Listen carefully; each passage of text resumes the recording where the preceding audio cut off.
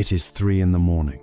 The world outside your window is wrapped in a deep, velvet silence, a silence broken only by the distant hum of the city sleeping. But inside your mind, a storm is raging. The room is still, yet you are turning, tossing in a sea of thoughts.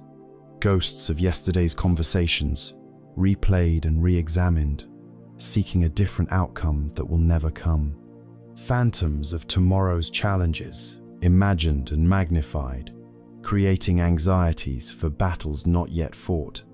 What if I had said this instead? What if that happens? Why did they do that? What will I do now? Each thought is a spark, igniting another, until your mind is a wildfire of relentless chatter. You feel exhausted, yet your mind refuses to rest. You are pinned down by the weight of your own thinking, a prisoner in the silent theater of your own skull. This experience, this state of being trapped in a loop of endless analysis and worry, is so profoundly familiar to so many of us in this modern age. In the language of the ancient Zen masters, this is called the monkey mind, the Tam Vien Iman. Imagine a restless monkey, unable to stay still for even a moment, frantically leaping from one tree branch to the next, grabbing at this fruit, then that one, never satisfied, never at peace. This is our mind when left untrained. It leaps from a memory of the past to a fear of the future, to a judgment about the present, dragging our awareness along with it, leaving us feeling scattered, drained, and hopelessly stuck. We believe we must think our way out of our problems, but so often, we are simply thinking ourselves deeper into the maze, reinforcing the very walls that confine us. But what if there was another way? A path that does not involve fighting this monkey mind, for to fight it is to give it more energy. To wrestle with the monkey is to join its chaos. What if the path was not about winning a war against your thoughts, but about understanding their very nature so that they no longer have power over you? For thousands of years, there has existed a profound wisdom, a quiet science of the mind, an art of living that offers not an escape but a way through. This is the wisdom of Buddhism, the practical path of Zen, the way of mindfulness and letting go. It does not ask you to believe in anything external, only to look inward, to observe with gentle curiosity, and to discover for yourself the peace that is your birthright. This is an invitation to begin a journey together, a journey to learn how to gently release the grip of overthinking, to watch the clouds of thought drift by, and to rediscover the vast, clear, silent sky of the mind that has always been there, waiting patiently behind the storm. We named the storm in our opening moments together the monkey mind. Let us now look at this creature more closely, not as an enemy to be vanquished, but as a misunderstood part of ourselves that holds a key to our own freedom. The metaphor of the monkey is a cornerstone of Zen teaching because it is so perfectly precise. The mind, in its untrained state, is not just busy, it behaves with the specific characteristics of a frantic monkey. It is restless, constantly seeking new stimulation. It is impulsive, grabbing onto any thought or emotion that swings by. It is distractible, its attention pulled in 1,000 directions by the slightest noise, both internal and external. It is driven by the most primitive instincts, the desire for pleasure and the fear of pain.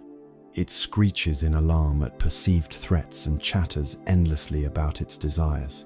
To live with the monkey mind in control is to live in a state of perpetual low-grade chaos, a life dictated by whim and reaction rather than by conscious choice. But why? Why is our mind like this? Is it a design flaw, a personal failing? The wisdom of the path begins with compassion, and compassion begins with understanding. This mental restlessness is not your fault. It is in large part an evolutionary inheritance, a feature of a magnificent survival mechanism that has become tragically mismatched with the world we now inhabit. Deep within your brain is a small almond-shaped region called the amygdala. This is your ancient alarm system. For our ancestors living on the savannah, this system was the guarantor of life. When it perceived a threat, the snap of a twig that could be a predator, the shadow that could be a rivalet, would instantly trigger the fight or flight response. A flood of hormones like adrenaline and cortisol would course through the body, preparing it for immediate physical action. The heart would pound, muscles would tense, and the mind would race, scanning for danger, calculating escape routes. In that context, this rapid-fire, worst-case scenario thinking was a supreme advantage. The tragedy is that this ancient alarm system, hardwired into our biology, cannot tell the difference between a saber-toothed tiger and a critical email from a supervisor. It cannot distinguish between a physical threat to our life and a psychological threat to our ego. And so, in our modern world, the alarm is ringing all the time. A difficult conversation, a financial worry, a post on social media. The pressure to succeed all of it triggers the same ancient response. The result is that many of us live in a chronic state of low-level activation. The cortisol trickles constantly, fueling a mind that is always on high alert, always scanning for what could go wrong. The monkey mind is not a malfunction. It is a survival program running on the wrong software, in the wrong era. It is your brain trying to protect you from tigers that exist only as thoughts, as phantoms in the mind. This understanding helps us to make a crucial distinction between the thoughts that serve us and the thoughts that ensnare us. There is a world of difference between productive thinking and the disordered, circular pattern of rumination that we call overthinking. Productive thinking is like building a bridge. It has a direction. It starts with a problem, a point A, and it systematically works toward a solution, a point B. It is focused, constructive, and it moves forward. It analyzes data, weighs options, and leads to a decision or an action. It feels like progress. Rumination, on the other hand, is like being stuck on a hamster wheel. It goes nowhere. It is circular, repetitive, and deeply self-absorbed.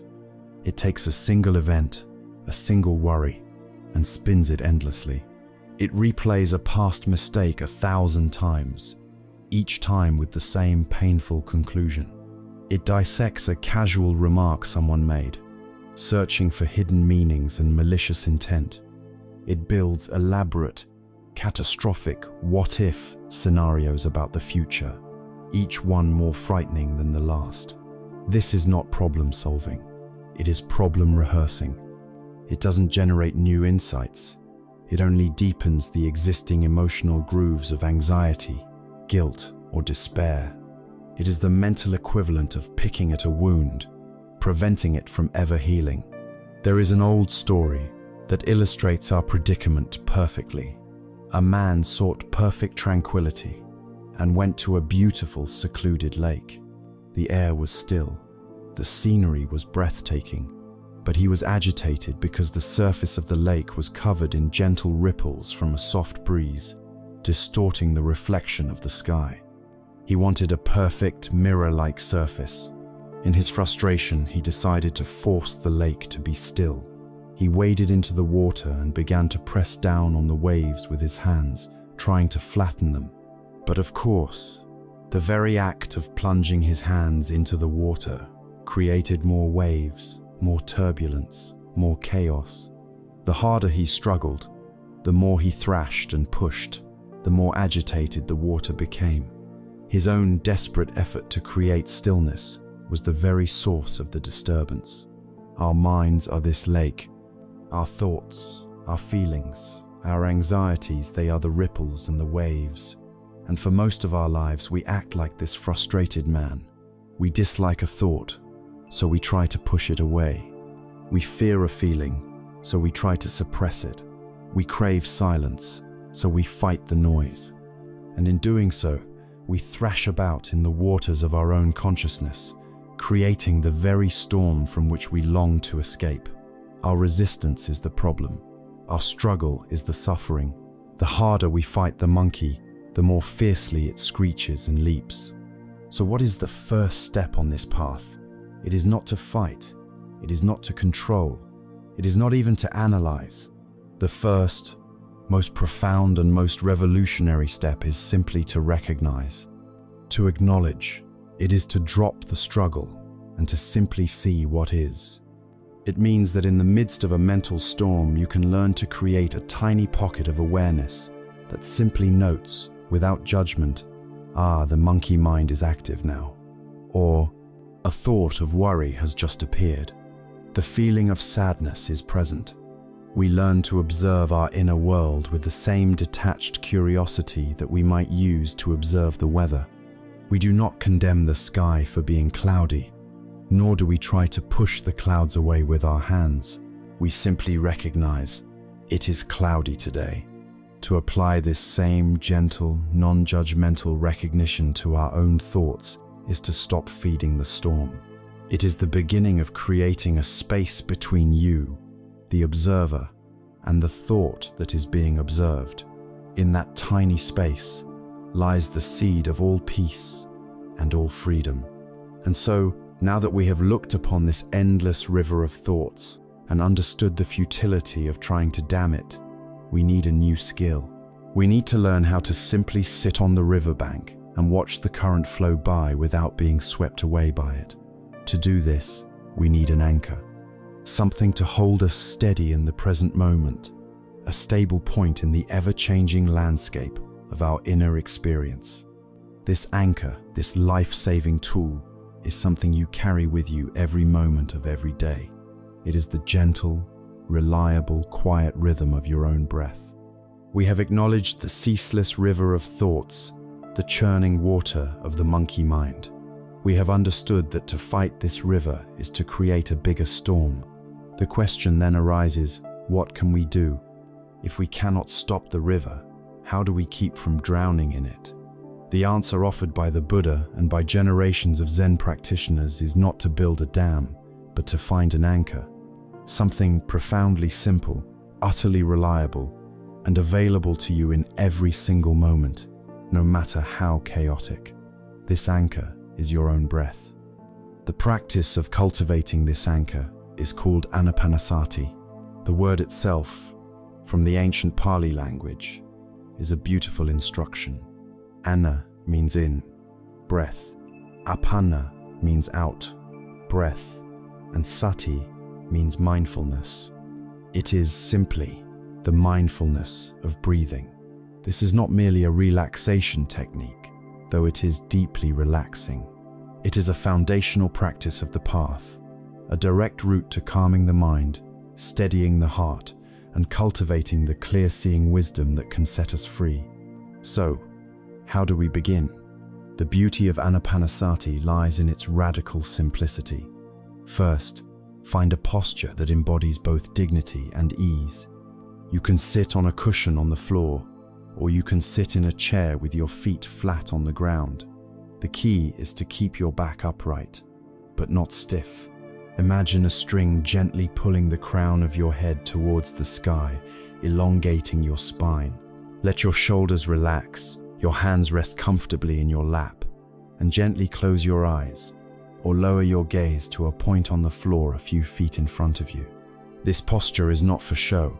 It is a physical expression of the mental state we wish to cultivate, alert yet relaxed. Now, bring your attention to the feeling of the breath. Simply notice it. You don't need to change it, control it, or force it to be deep or slow. Your body knows how to breathe. Your only task is to feel the process. You might choose to rest your attention at the tip of the nostrils, feeling the subtle sensation of the cool air entering and the slightly warmer air leaving. Or you might find it more grounding to rest your attention on your abdomen, feeling the gentle rise as you breathe in and the gentle fall as you breathe out.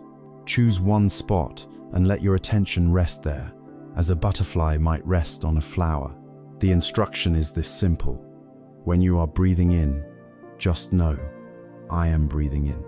When you are breathing out, just know, I am breathing out. You can even use silent words to guide you for the first few moments. In, out. Feel the entire duration of the in breath, from its beginning to its end. Feel the entire duration of the out breath. And now we come to the most important part of the instruction. Sooner or later, perhaps in a few seconds, perhaps in a minute, your mind will wander. This is not a sign of failure. It is not something you need to be frustrated about. It is simply what minds do. This is the monkey, leaping to another branch. It will be pulled by a sound, a memory, a plan for dinner, a worry about tomorrow. The moment you realize your mind has wandered, that very moment of realization is a moment of victory. It is a moment of mindfulness. In that moment, you have woken up from the dream of thinking. The practice is not about preventing the mind from wandering. The practice is the gentle, kind, and patient act of returning over and over again, without scolding or judging yourself. Simply acknowledge where your mind went, thinking, and then gently, as you would guide a lost child by the hand, escort your attention back to the anchor of the breath. This return is the core of the practice. Each time you do it, you are strengthening the muscle of mindfulness. You are exercising your capacity for conscious choice. You are training yourself to be the master of your attention, rather than its servant. There is a wonderful story that illustrates this process perfectly. It is the story of a young farmer who has just acquired a strong wild water buffalo. The buffalo represents our untamed mind, full of powerful energy but restless and prone to running wild into the jungle of thoughts. The farmer knows he cannot tame this powerful creature with brute force. A direct confrontation would be futile. Instead, he takes a strong, long rope and ties one end to the buffalo's halter. The other end he ties securely to a sturdy post driven deep into the earth. The post represents the breath. The rope is mindfulness. At first, the buffalo is furious. It pulls, it strains, it runs to the very end of the rope, trying desperately to get back to the jungle. But each time, the rope holds firm, and it is brought back to the post. It tries again and again, but the outcome is the same. Gradually, over time, the buffalo learns that its frantic struggle is useless and tiring. It discovers that right next to the post, there is fresh grass and cool water. It learns that it is safe and peaceful to simply rest there. Eventually, the buffalo becomes calm and tame, its powerful energy now available to the farmer for constructive work. It is tamed not through violence or suppression, but through gentle, persistent, and patient guidance. We are the farmer. Our mind is the buffalo. The breath is our unwavering post.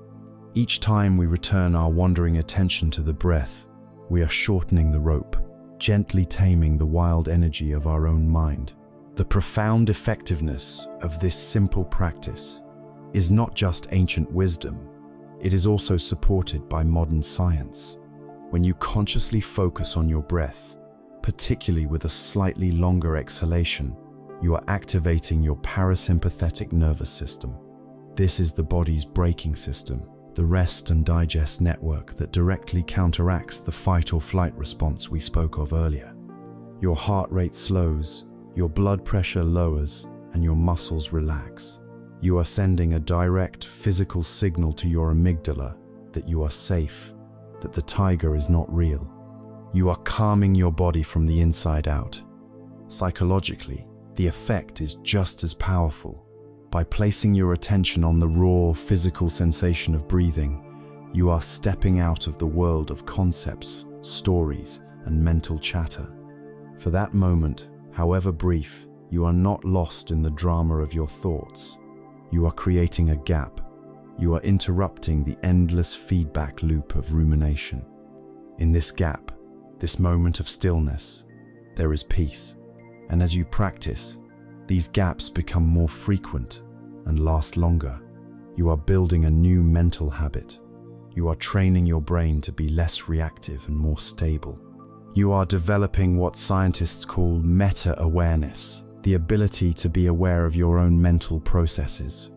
You are shifting from being an actor completely lost in the movie of your life to being the one in the audience, watching the movie unfold with calm and clear-eyed wisdom. The breath is therefore our greatest ally on this path. It is our anchor in the storm of overthinking, our training ground for attention, our most reliable tool for calming the body and settling the mind. It costs nothing, it requires no special equipment, and it is with you until your very last moment. To return to the breath is to return to the present moment. It is the simple, sacred act of coming home to ourselves, again and again. And now, with this anchor firmly established, we are in a more stable position. We have found the riverbank. From this place of greater calm and stability, we can begin to look more closely at the river itself. We can begin to investigate the very nature of these thoughts that once swept us away. Now that we have a tool for how to observe, we can begin to inquire into what we are observing. What are these thoughts really? Are they as solid and as real as they appear? This inquiry leads us directly to our next step, seeing our thoughts not as solid truths, but as weightless clouds passing in the vast sky of the mind.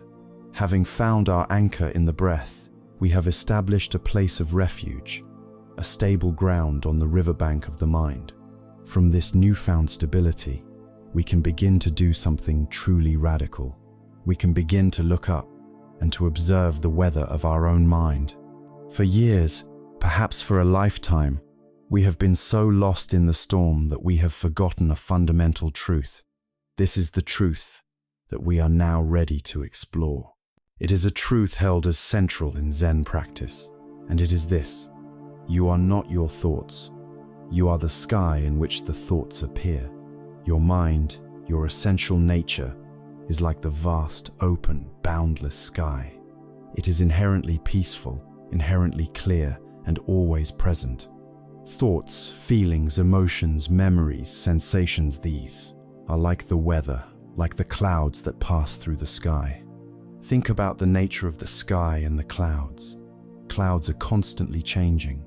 Some are thin and wispy, some are white and billowy, some are dark and heavy with rain. They drift in on the wind, they linger for a while, they change their shape, and eventually they dissolve and drift away. Throughout all of this, what happens to the sky? Nothing at all. The sky allows the darkest storm cloud to pass without being stained by it. It allows the most brilliant, beautiful sunset cloud to appear without trying to cling to it. The sky does not fight the storm, nor does it grasp at the sunshine. It simply provides the space for all weather to happen. It remains spacious, open, and untouched by the content that passes through it. This is the new relationship we can begin to cultivate with our own mind. We can learn to be the sky and to see our thoughts as mere clouds. This single shift in perspective is the beginning of the end of the tyranny of overthinking.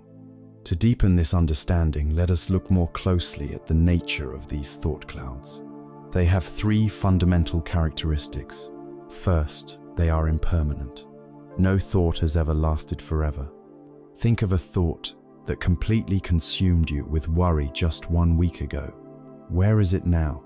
A thought that made you furious a year ago, can you still feel its heat with the same intensity?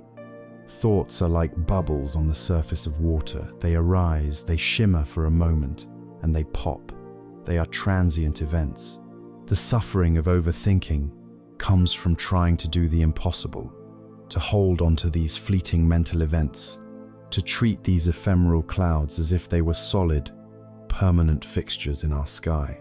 Second, thoughts are essentially ownerless or impersonal. We have a very strong habit of saying, "I think," and we believe there is a solid, continuous I who is the author of all our thoughts.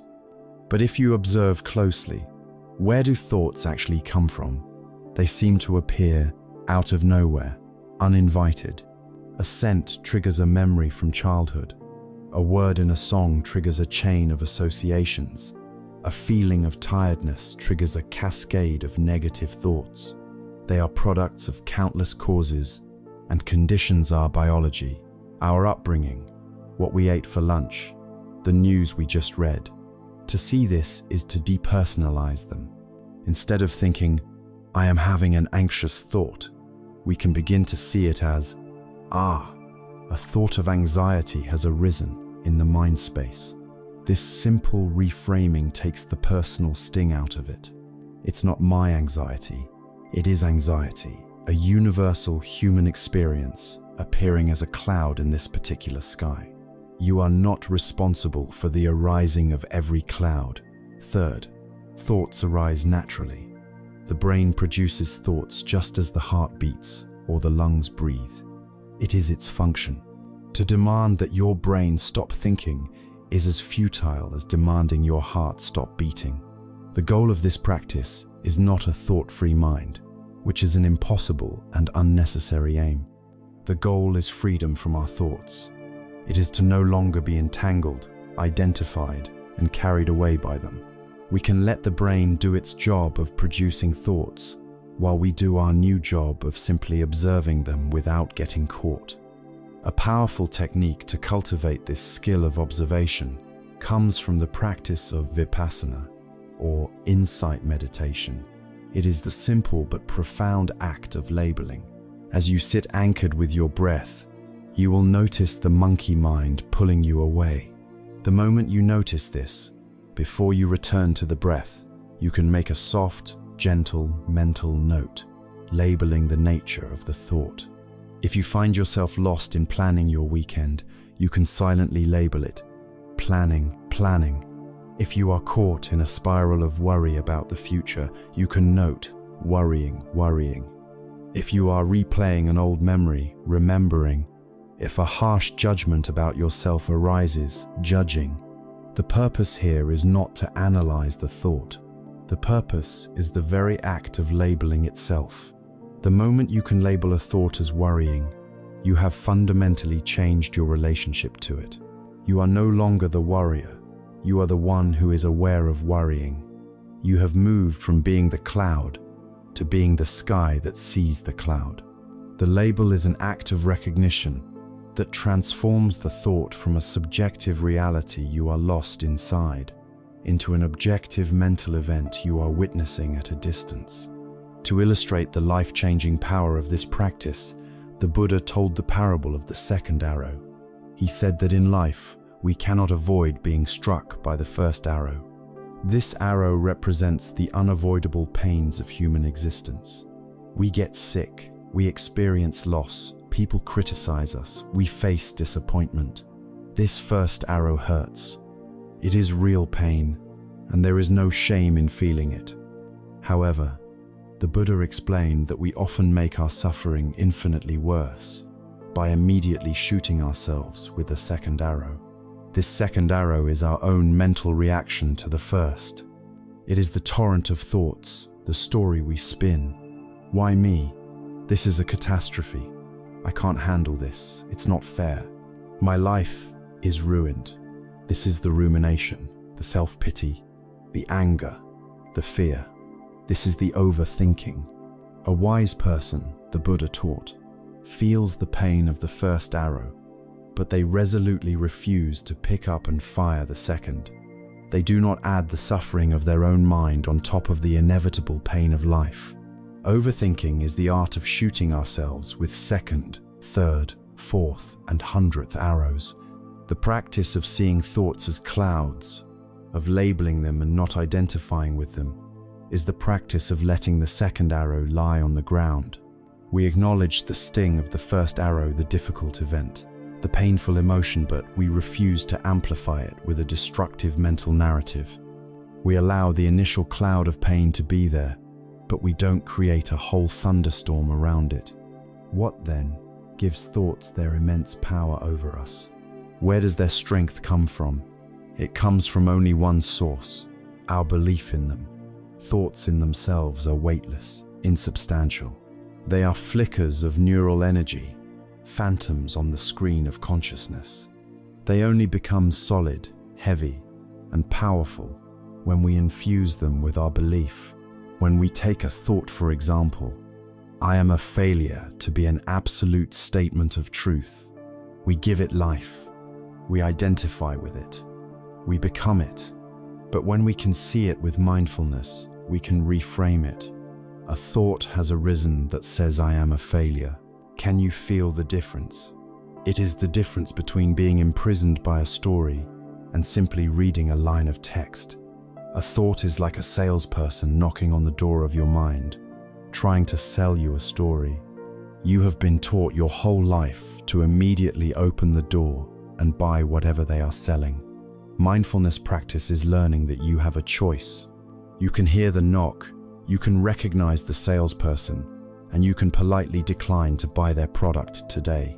You can say, "No, thank you," and return your attention to the quiet, peaceful sanctuary of your own home, the breath, the present moment. So, the liberating insight we arrive at is this: we are not the clouds of our thoughts, nor the storms of our emotions. We are the sky. We are the spacious, silent, ever-present awareness in which all of life's weather unfolds. We do not need to fix our thoughts, battle them, or make them go away.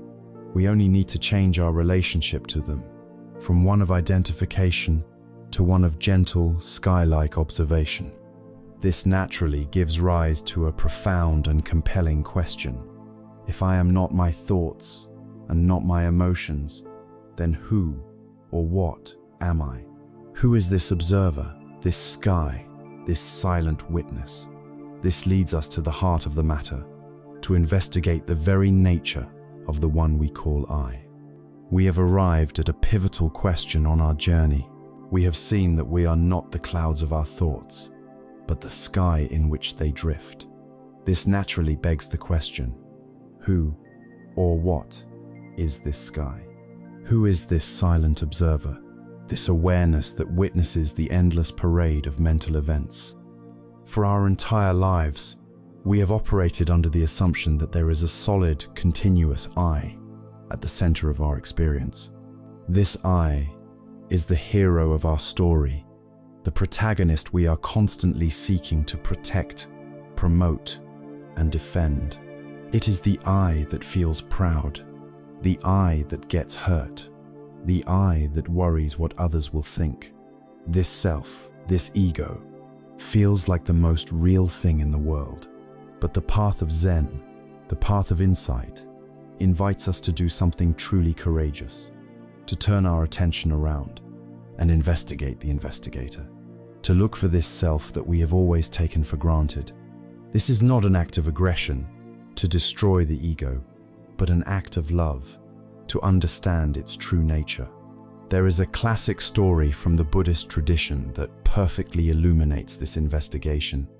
It is the meeting between the Buddhist sage Nagasena and King Milinda, a powerful Greek king who ruled a kingdom in what is now Afghanistan and Pakistan. The king was a formidable debater and sought to challenge the sage's wisdom. Upon meeting, the king asked for the sage's name.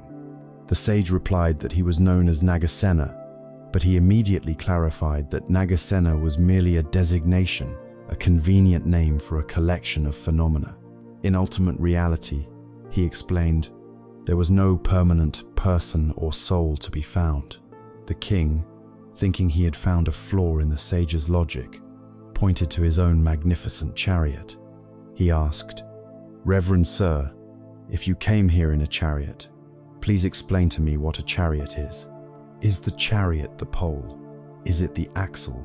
Is it the wheels, the frame, the banner staff, the yoke, the reins, or the goad?" To each of these questions, Nagasena calmly answered, "No, Your Majesty." The king then asked, "Is the chariot then all of these parts combined?" Nagasena again replied, "Number." Finally, the king asked, "Is the chariot something separate, something outside of all these parts?" And again the answer was, "Number." Triumphant, the king declared, "Then, sir, your words are empty. You have said you came in a chariot, but you cannot explain what it is. It seems the chariot does not exist." It was then that Nagasena, with gentle wisdom, turned the question back upon the king. He explained that chariot is simply a name, a convention, a convenient designation that we use when all of these parts, the wheels, the axle, the frame, and so on, assemble together in a particular way. The chariot has no independent, inherent existence separate from its parts. It is a concept we apply to a functioning whole, and then Nagasena delivered the crucial insight. In exactly the same way, Your Majesty, Nagasena is a convenient designation for the combination of my hair, my skin, my body, my thoughts, and my feelings. But when we examine these components one by one, no permanent separate self can be found. This story is a direct pointer to one of the most profound teachings of the Buddha, the teaching of the 5 aggregates, or the 5 skandhas. These are the parts of the chariot that make up what we call a person. To understand them is to see through the illusion of a solid self. The first aggregate is form, or rupa. This is the physical stuff. It is your body flesh, blood, bones, and breath. It is also the entire physical world perceived by your sensor sights, sounds, smells, tastes, and textures. Let us ask, are you your body? Your body is in a constant state of flux. Cells are dying and being replaced every moment. The body you have today is not the same body you had 7 years ago. It ages, it gets sick, it changes. It is a process, not a static thing. So you cannot be just your body. The second aggregate is feeling, or Vedana. This refers not to complex emotions, but to the raw, immediate sensations that arise whenever there is contact between a sense organ and an object.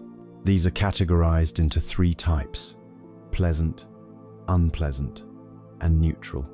A cool breeze on a hot day is a pleasant feeling. A stubbed toe is an unpleasant feeling. The sensation of your clothes against your skin might be a neutral feeling. Are you these feelings? Clearly not. Feelings are like bubbles in water. They arise and vanish in moments. If you were your feelings, you would flicker in and out of existence all day long. The third aggregate is perception, or sana. This is the faculty that recognizes, identifies, and labels our experience. It sees a particular collection of colors and shapes and says tree. It feels a sharp sensation and labels it pain. It hears a sound and recognizes it as music. Are you your perceptions? Your perceptions are shaped by your past conditioning and can often be mistaken. 2 people can look at the same event and perceive it in completely different ways. Perceptions are unreliable and ever-changing. The fourth aggregate is mental formations, or sankhara. This is a vast and crucial category. It includes all of our thoughts, ideas, opinions, beliefs, biases, intentions, volitions, and habits. It is the chattering of the monkey mind. It is the storyteller, the planner, the warrior, the judge. This is the part of us that creates narratives, that builds the entire story of me. Are you your mental formations? As we explored in our last session, thoughts are just clouds passing in the sky. They are impermanent, impersonal, and unreliable. To identify yourself with your thoughts is to build your house on shifting sand. The fifth and final aggregate is consciousness, or vijnana. This is the fundamental faculty of knowing, the raw awareness that is present when any of the other aggregates are experienced. There is seeing consciousness, hearing consciousness, thinking consciousness. It is the light that allows the movie of our experience to be seen. But, in the Buddhist view, even this consciousness is not a singular, abiding self. It is not a soul. It arises in dependence upon conditions. Seeing consciousness arises only when there is an I and a visible object. It is not a permanent, independent entity. So, like King Melinda, we have searched for the self. We looked in the body, but found only a changing process.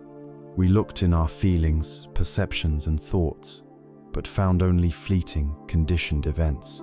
We looked in consciousness itself, but found only a dependent, flickering light. The conclusion is radical. The solid, separate self we believe in cannot be found. The I is a verb, not a noun.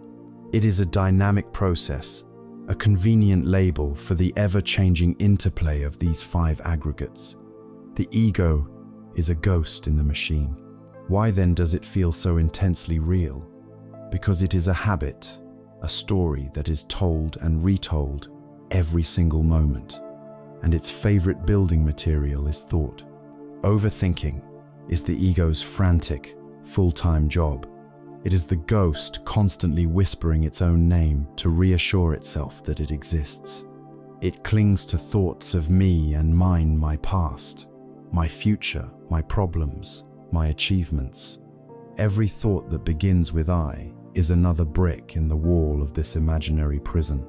The constant chatter is the ego's desperate attempt to solidify itself, to prove its own existence. When the mind becomes quiet and still, the ego feels threatened. In the silence, it senses its own transparency, its own illusory nature, and it panics, quickly generating more thoughts to rebuild its dissolving walls. Let us try a small investigation right now. Allow a thought to arise, perhaps a thought like I am feeling tired. Now, look for the I in that experience. Where is it? Can you pinpoint it? Can you hold it? Or do you simply find a physical sensation of heaviness, a flow of thoughts related to tiredness, and an awareness that is witnessing all of this? When you look for the I, does it not dissolve into a collection of these changing components? The thinker cannot be found, only the thinking. To see this is not to fall into a nihilistic despair. It is the doorway to profound liberation. If there is no fixed, solid statue of me to constantly polish and defend, a great burden falls from our shoulders. We can stop taking ourselves so seriously. We can be less wounded by criticism and less inflated by praise. We can let go of the exhausting project of trying to be somebody and simply relax into being. The chariot is useful for getting around, but we don't need to believe that we are the chariot. To fully appreciate the freedom that comes from this insight, we must embrace the fundamental law that governs not only the five aggregates, but all of existence. This is the universal, undeniable truth of impermanence. We have just undertaken a profound investigation, looking for the solid, permanent self we believed ourselves to be, and finding instead a dynamic, ever-changing processor chariot made of fleeting parts. Now we will zoom our lens outward, from our inner world to the world at large, and discover that this law of change is not unique to us. It is the fundamental, non-negotiable law of the entire universe. In the Buddhist tradition, this is called anicca, or impermanence. It is the first of the three marks of existence, the three universal truths that apply to all conditioned phenomena.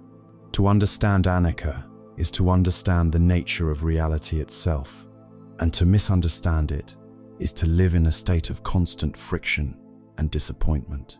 The teaching is simple and absolute. Everything changes. Nothing is permanent. Nothing is static. The ancient Greek philosopher Heraclitus said that you can never step in the same river twice, for it is not the same river, and you are not the same person. This is the essence of anicca.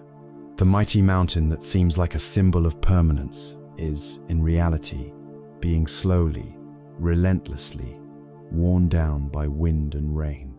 The distant star that glitters in the night sky is in fact a massive nuclear furnace burning through its fuel, destined to one day fade or explode. Every object, every being, every situation is a process, not a fixed entity.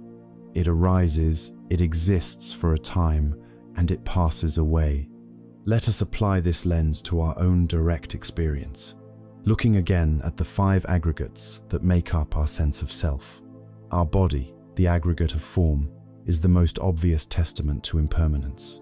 It is born, it grows from infancy to childhood, through adolescence to adulthood. It enters old age, it becomes ill, and one day, it will die. But even moment to moment, it is a river of change. Food becomes energy. Cells die and are replaced. The breath flows in and out. There is no single moment where the body is static. Our feelings, as we have noted, are even more fleeting. Think of the weather of your heart in a single day. A moment of joy sparked by a kind word, followed by a flicker of irritation in traffic, then a wave of contentment from a good meal, then a pang of sadness from a memory. Our inner emotional landscape is in constant motion. Our perceptions, too, are always shifting, colored by our mood, our energy levels, our past experiences. And our thoughts, our mental formations, are the most ephemeral of all, a constant stream of commentary, images, and ideas, arising and vanishing moment by moment. The problem, the very root of our dissatisfaction, is not impermanence itself. Change is a neutral, natural law, like gravity. A flowing river is not a problem. The problem, the entire architecture of our suffering, is built upon a single, tragic mistake. We desire permanence in a world that is fundamentally impermanent. We try to build solid ground on a flowing river. The friction between our desire and reality is what we experience as stress, anxiety, and sorrow. This is the Buddhist concept of dukkha, or suffering. The equation is simple. Impermanence plus clinging equals suffering. We cling to our youth and our health, and so we suffer when we see wrinkles in the mirror or receive a difficult diagnosis. We cling to moments of perfect happiness, trying to freeze them in time, and so we suffer when the moment inevitably passes. We cling to our possessions, our jobs, our social status, believing they will provide lasting security, and we suffer intensely when we lose them. We cling to our relationships, wanting the people we love to stay exactly as they are, and we suffer when they change, grow, or leave us. Overthinking is the mind's primary tool for this clinging. We ruminate endlessly on the past, refusing to accept that it is gone. We spin anxious fantasies about the future, desperately trying to control what is, by its very nature, uncontrollable. We are trying to nail the clouds to the sky, and the effort is exhausting and futile. There is a timeless Taoist story, often embraced by Zen masters, that perfectly captures the wisdom of letting go of our fixed ideas in a fluid world. It is the story of a farmer and his horse. One day, the farmer's only horse, his most valuable possession, runs away. His neighbors gather to console him, saying, "Oh, what terrible luck. This is a disaster." The farmer simply shrugs and replies, "Bad luck? Good luck? Who knows?" A week later, the horse returns, and it is not alone.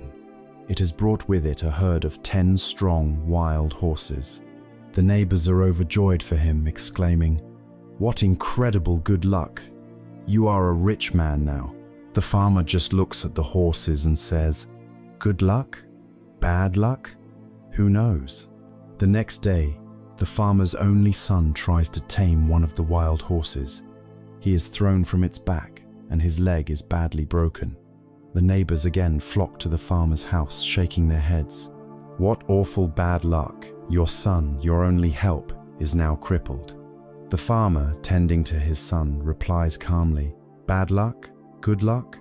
Who knows?" A few weeks pass, and the army arrives in the village. A war has broken out, and they are conscripting every able-bodied young man to be sent to the front lines, a battle from which very few are expected to return. They see the farmer's son with his broken leg, and they pass him by. His life is spared. This story beautifully illustrates the folly of our rigid judgments. Life is an unpredictable, ever-changing flow. An event that seems like a disaster can be a blessing in disguise, and a seeming stroke of luck can lead to misfortune. Our minds want to label everything instantly good, bad, right, wrong. But reality is far too complex and fluid for such simple tags. To embrace impermanence is to develop the farmer's wisdom, to hold our experiences lightly, with a sense of spaciousness and curiosity, knowing that we never see the whole picture. This is not a philosophy of passive resignation. It is a call to active, mindful living. We can turn our daily lives into a practice of observing anicca. When you hold a warm cup of tea, feel the heat in your hands. Know that it is dissipating with every passing second. Because it is fleeting, the warmth becomes more precious. When you see a beautiful flower, appreciate its vibrant color and delicate form, while also holding the quiet understanding that it is already in a process of wilting and decay. This doesn't make its beauty morbid, it makes it poignant and profound. When a strong emotion arises, joy or anger, peace or fear, you can meet it with the internal whisper, anicca, this too shall pass. You can allow yourself to feel its energy fully, without either clinging to it or pushing it away, because you know it is just a temporary weather pattern moving through the vast sky of your awareness. To truly embrace impermanence is to find a deep and abiding peace that is not dependent on circumstances. When we stop fighting the current, we learn how to swim with it. We release the exhausting tension of trying to control the uncontrollable. The energy we once wasted on resistance can now be used to navigate the flow with grace, wisdom, and compassion. We find our stability not by trying to stand on solid ground that doesn't exist, but by becoming excellent surfers on the waves of change.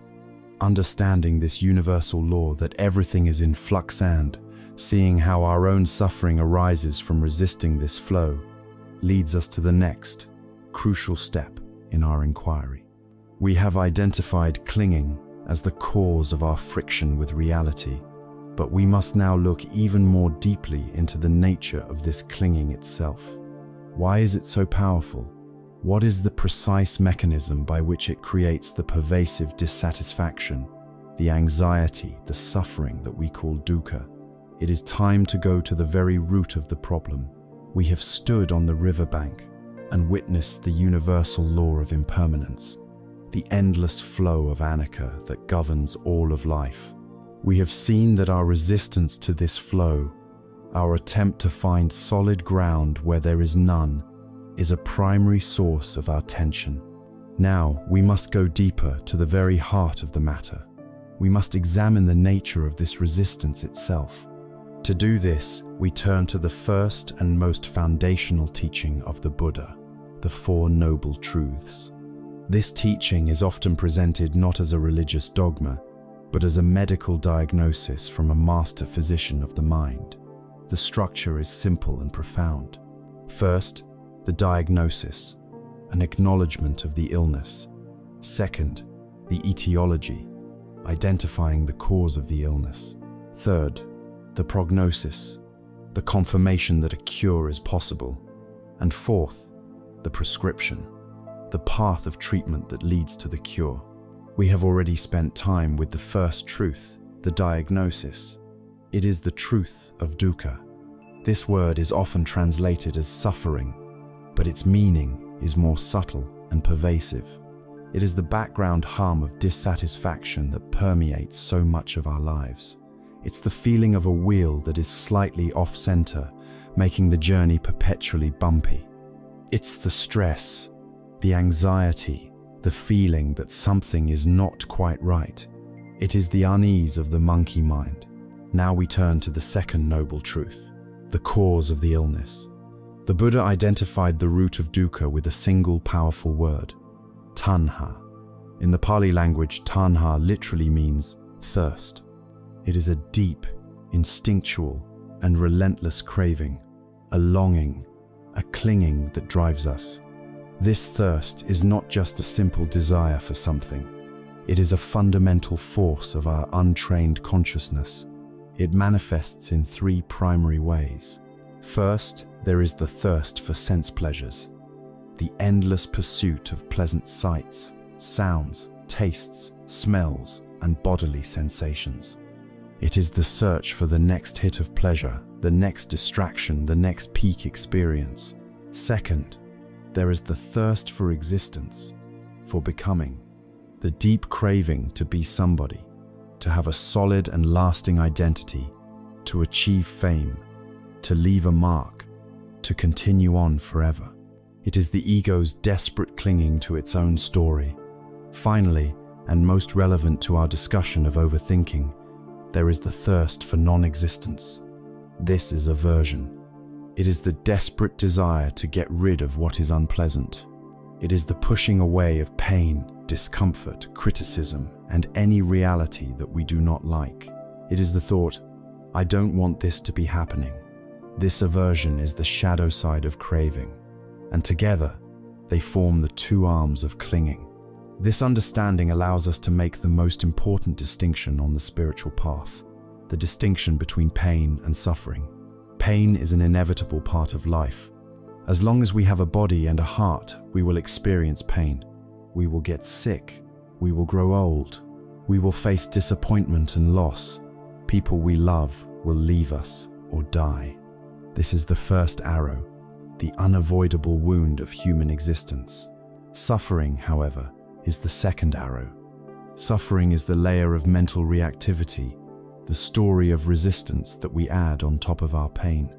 Suffering is the product of tanha. The physical sensation of a headache is pain.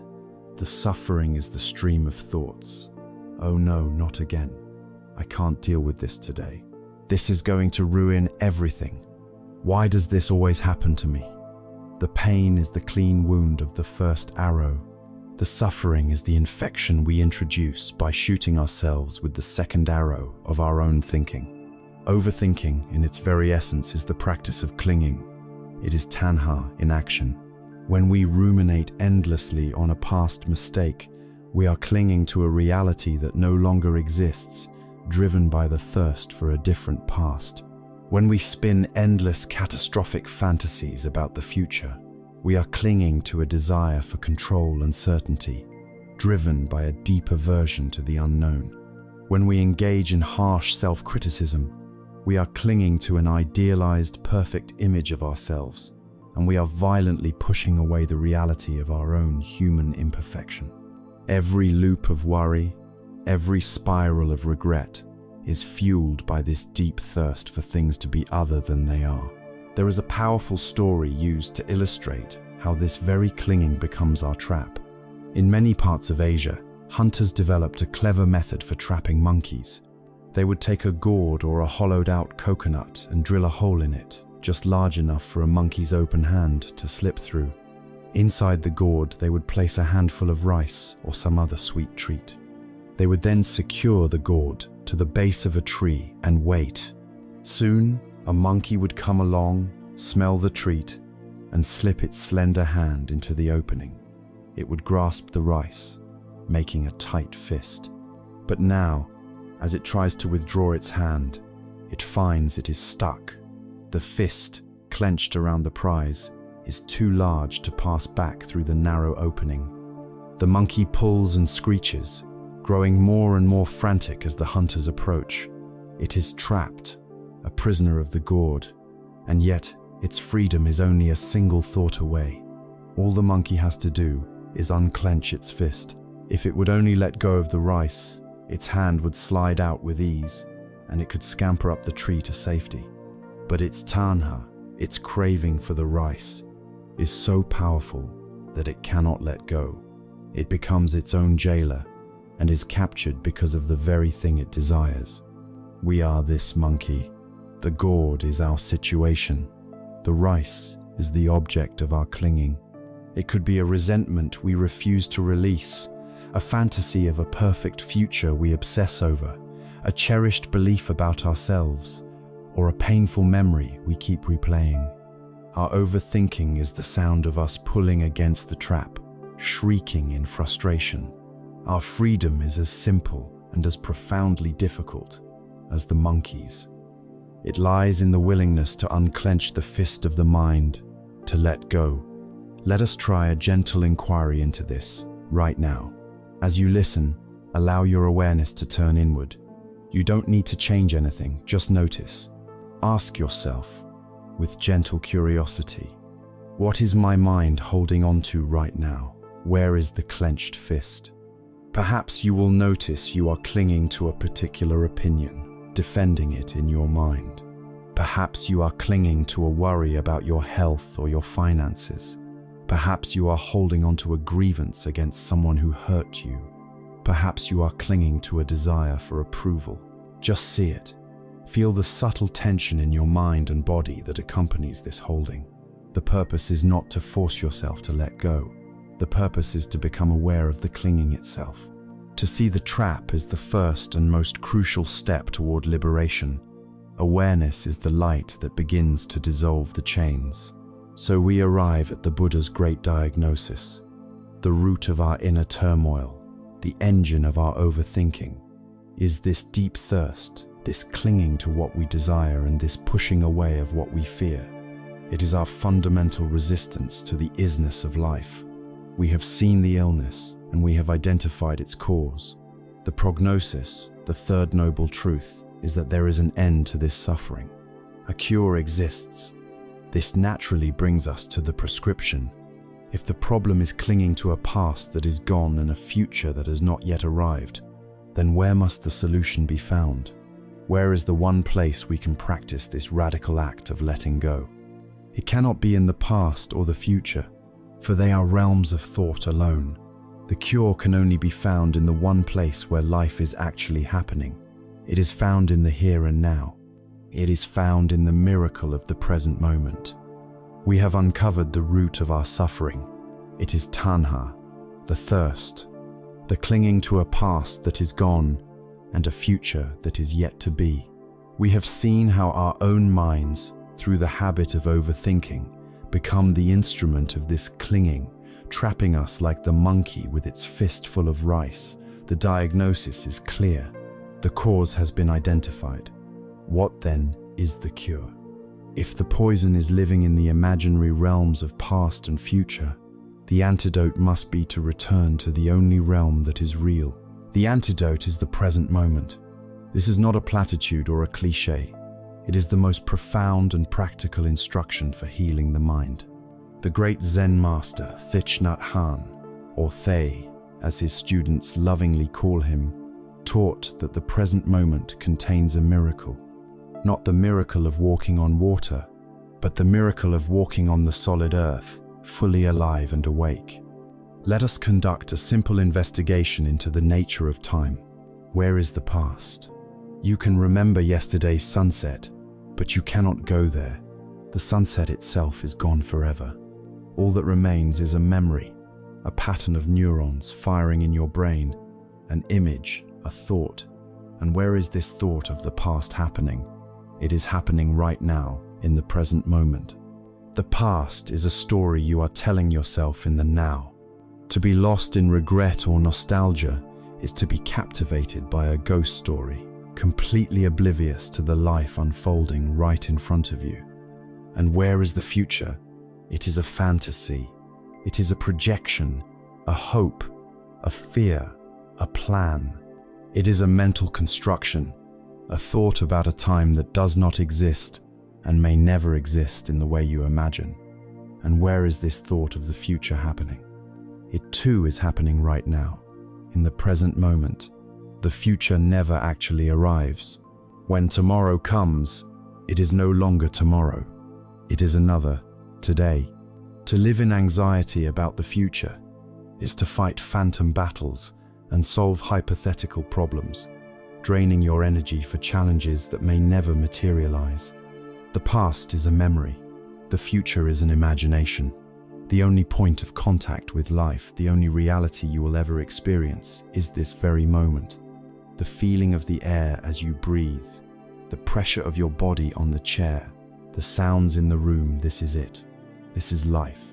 Everything else is a mental movie. The Vietnamese language has a beautiful term for the state of overthinking, Thert Niem. It literally means to lose mindfulness or to be in a state of forgetfulness. This is a crucial insight. Overthinking is not so much an act of doing something wrong as it is a state of being absent. When we are lost in thought, we have forgotten the present moment. We are not really here. Life is knocking on our door, but we are in the basement, sifting through old photographs or drawing blueprints for a mansion we may never build. We are like someone invited to a magnificent feast who spends the entire meal staring at the menu, agonizing over what they could have ordered or worrying about what dessert will be like, while the incredible dish in front of them grows cold and tasteless. To be present is to taste your food. To be present is to come back to life. There is a timeless story that captures this wisdom perfectly. A young seeker, tormented by his restless mind, approached a wise master and asked him 3 questions. What is the most important time? Who is the most important person? And what is the most important thing to do? The master, without hesitation, gave 3 simple answers. The most important time, he said, is now. It is the only time you ever have. It is the only moment where you have any power to act, to learn, or to love.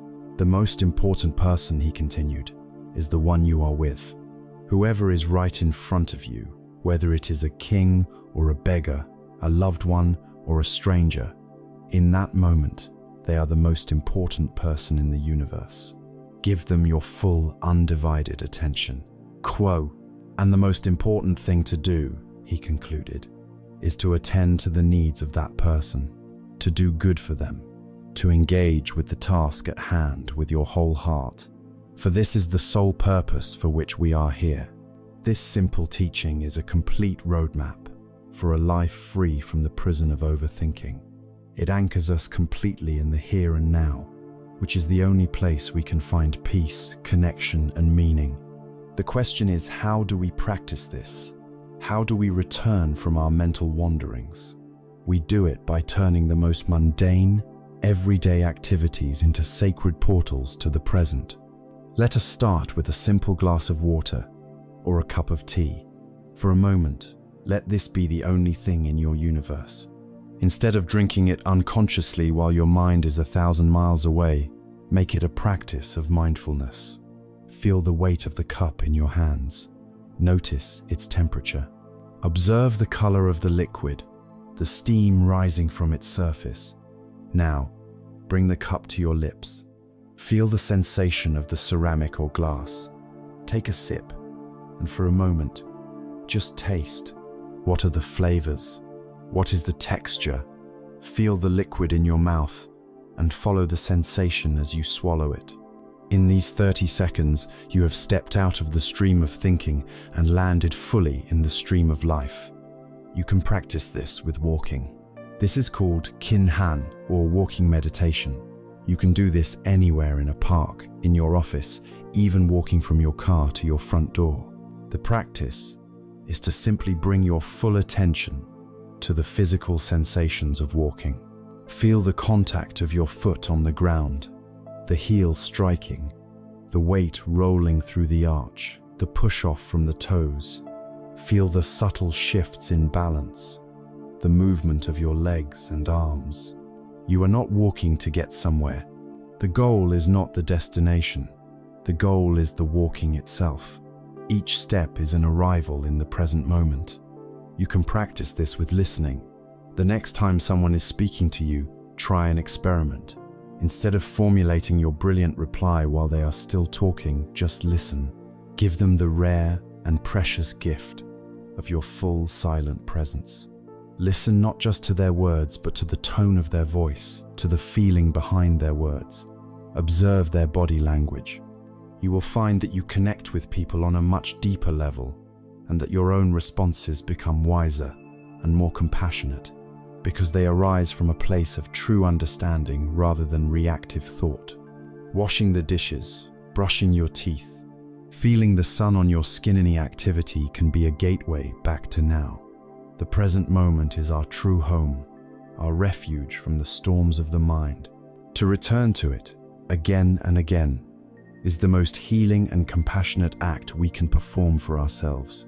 However, as we make a sincere effort to come home to the present, we often encounter a powerful obstacle.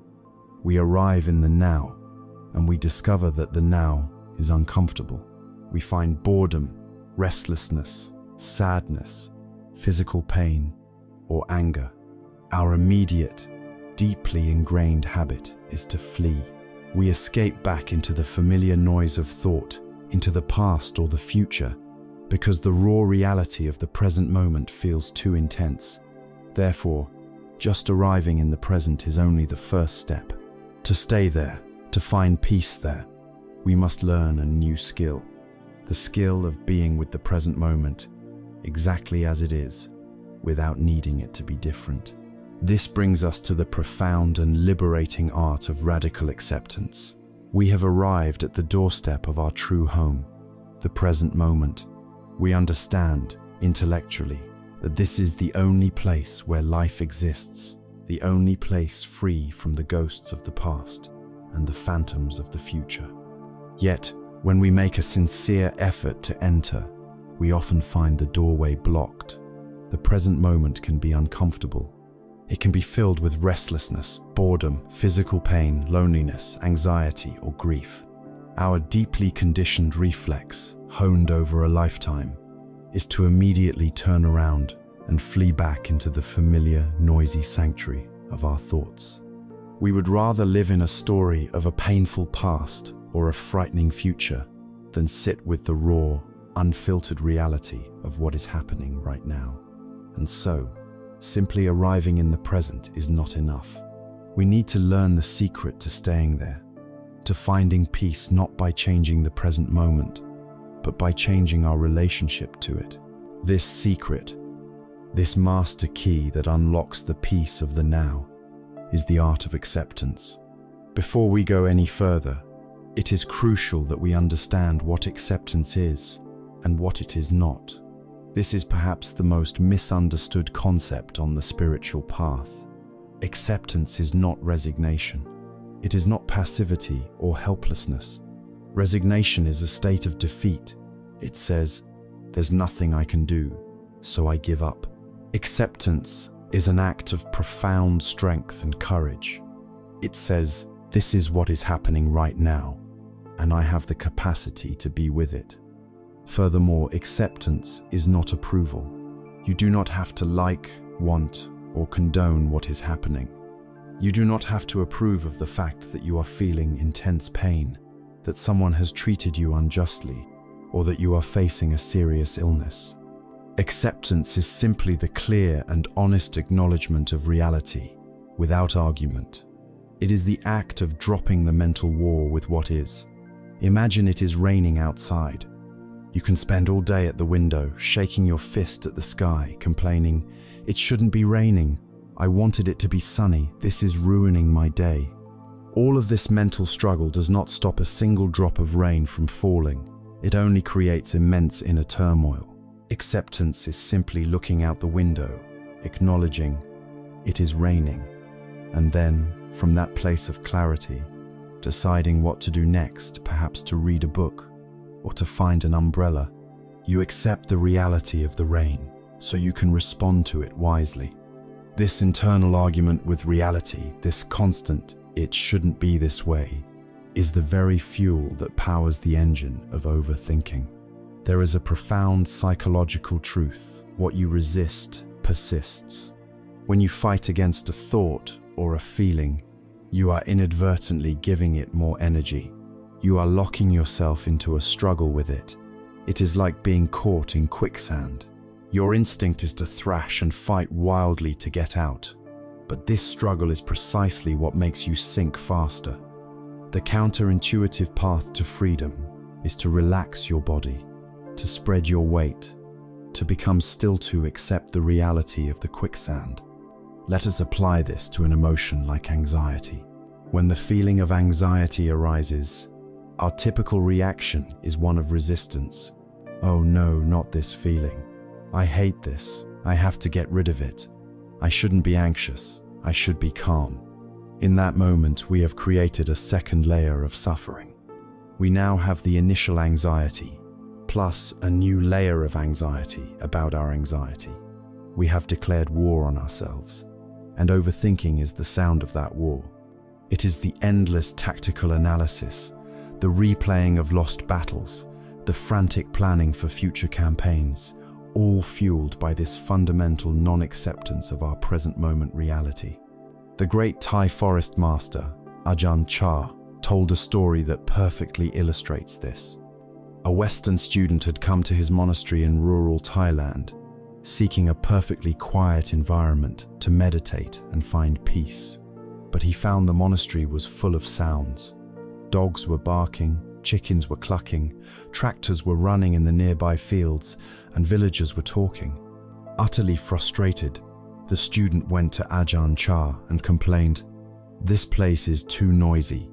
It's impossible to find peace here with all these distractions." Ajahn Chah listened with a gentle smile and then said something that changed the student's entire perspective. He said, "The problem is not the noise.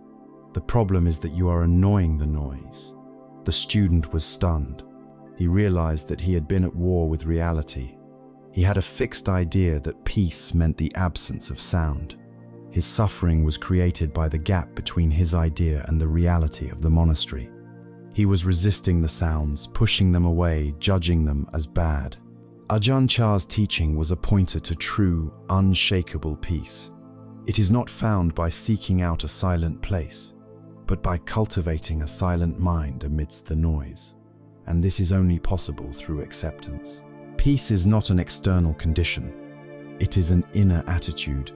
We can practice this art of saying yes to reality right now. Take a moment to scan your present experience. Perhaps you can find a small point of discomfort or tightness in your shoulder, a feeling of boredom, a subtle hum of anxiety. First, just notice your habitual resistance to it.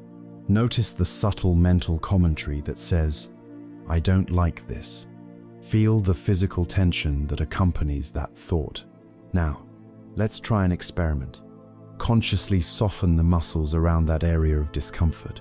Unclench your jaw, relax your shoulders, and then, in the quiet of your own mind, offer the sensation a gentle, internal yes. This is not a yes of excitement. It is a yes of acknowledgement. A yes that says, "I see you are here. I will allow you to be here. For this moment, I will not fight you. I am making space for you." Breathe and notice what happens. Often, the second arrow, the tension, the struggle, the story about the discomfort begins to dissolve. The original sensation might still be there, but the suffering around it lessens.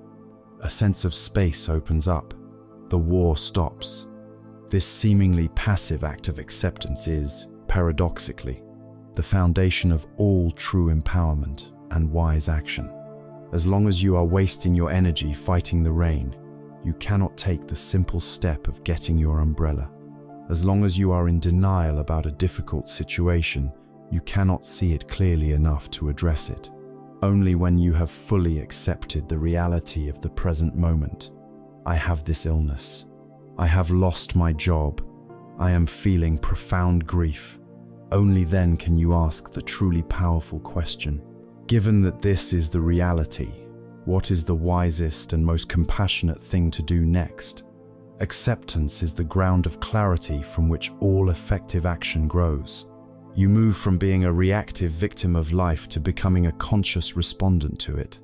Acceptance, then, is the brave and compassionate act of making peace with the present moment.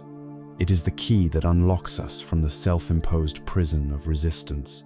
It is the practice of dropping the rope in the tug-of-war with reality.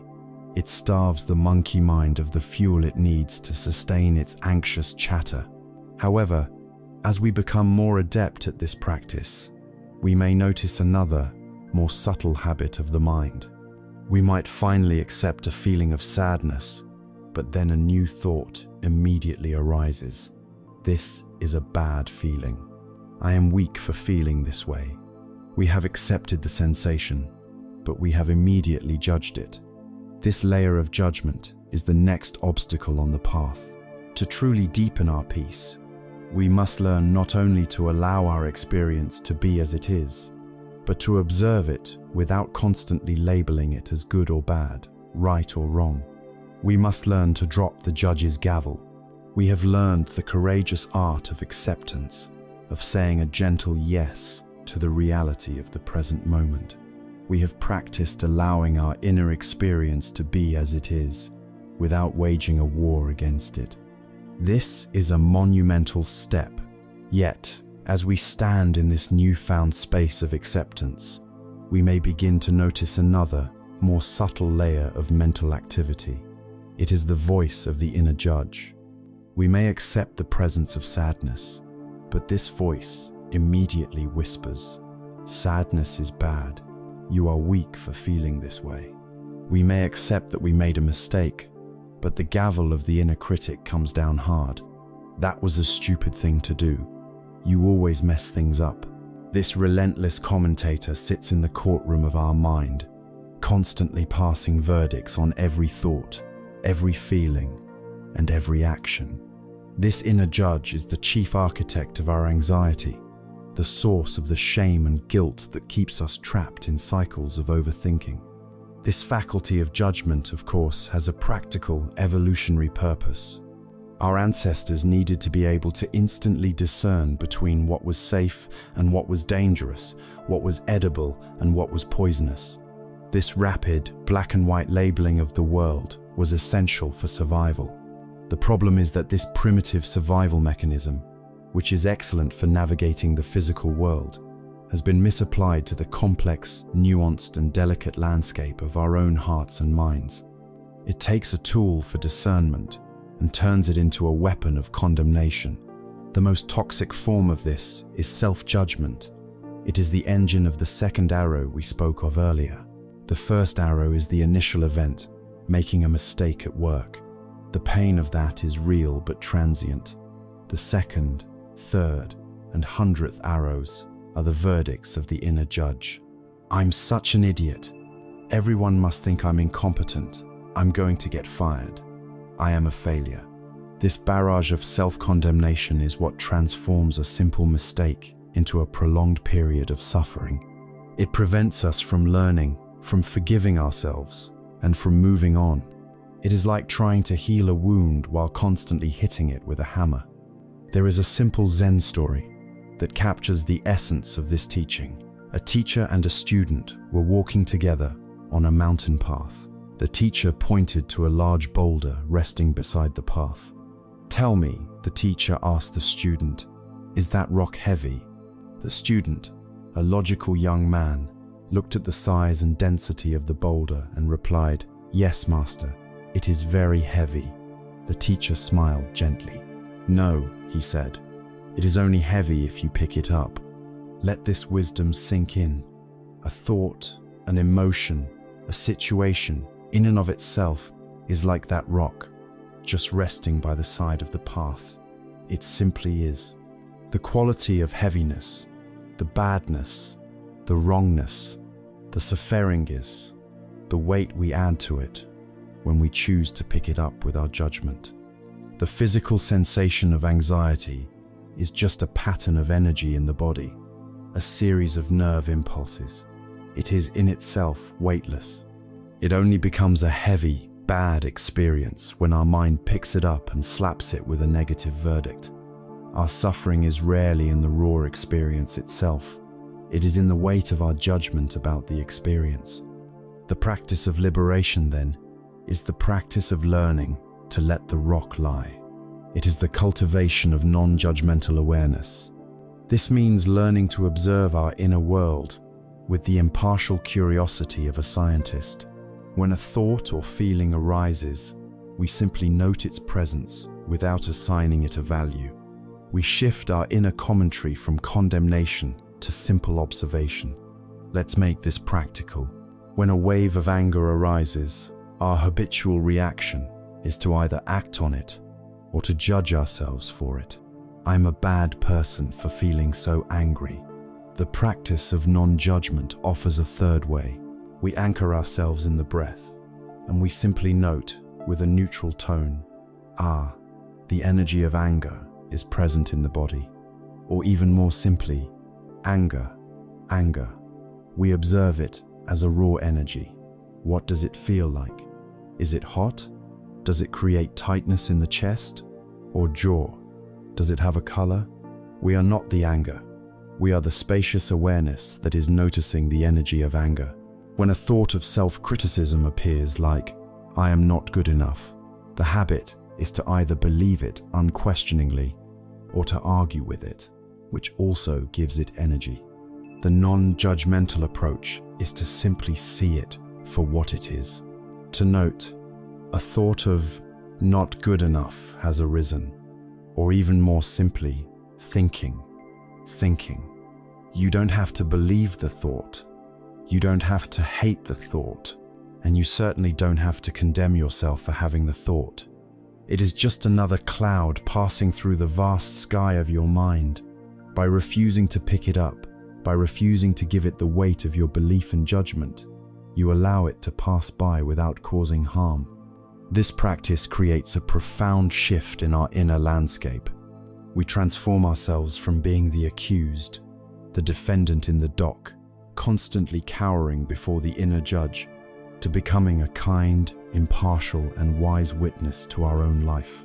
When we drop the gavel of judgment, a space is created, and into that space, two beautiful qualities naturally begin to grow: curiosity and kindness.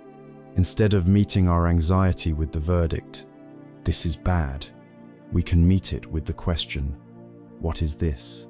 This curiosity is a powerful solvent for fear. We can investigate, where do I feel this in my body? What is its texture? Is it moving or still? This gentle inquiry takes the terrifying, monstrous label of anxiety and breaks it down into a series of manageable, observable, and constantly changing physical sensations. And as we stop judging ourselves for having difficult feelings, we naturally begin to treat ourselves with more kindness.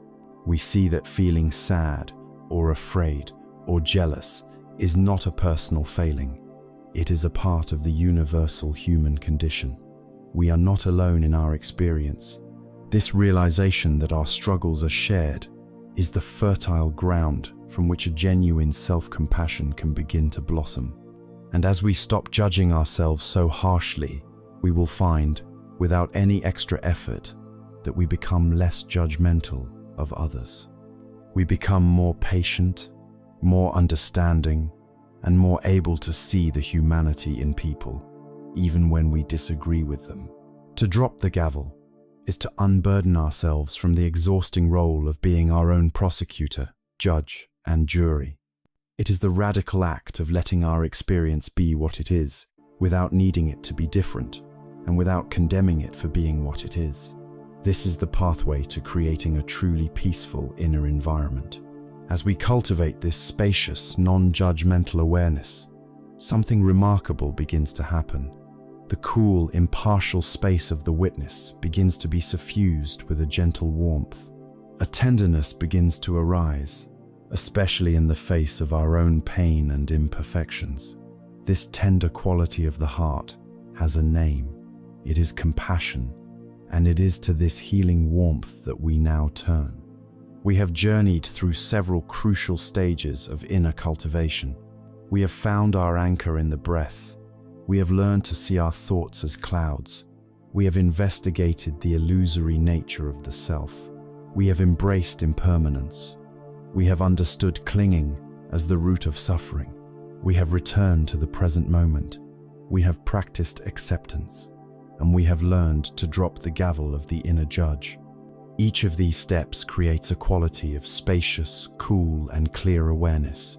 It is like finally cleaning the window of a dusty room, allowing the clear light of day to shine in. Now, we come to a practice that does not just let the light in. It fills the room with warmth. We come to the practice of karuna, or compassion. In the Buddhist tradition, karuna is one of the four immeasurables, or Brahma-Vajrasana, sublime states of heart, that can be cultivated without limit. Compassion is often misunderstood in the West as pity or sentimentality, but it is far more powerful than that. Pity looks down from above. It says, "Oh, you poor thing." Compassion meets another at eye level. It says, "I am with you in this." The word itself points to its meaning.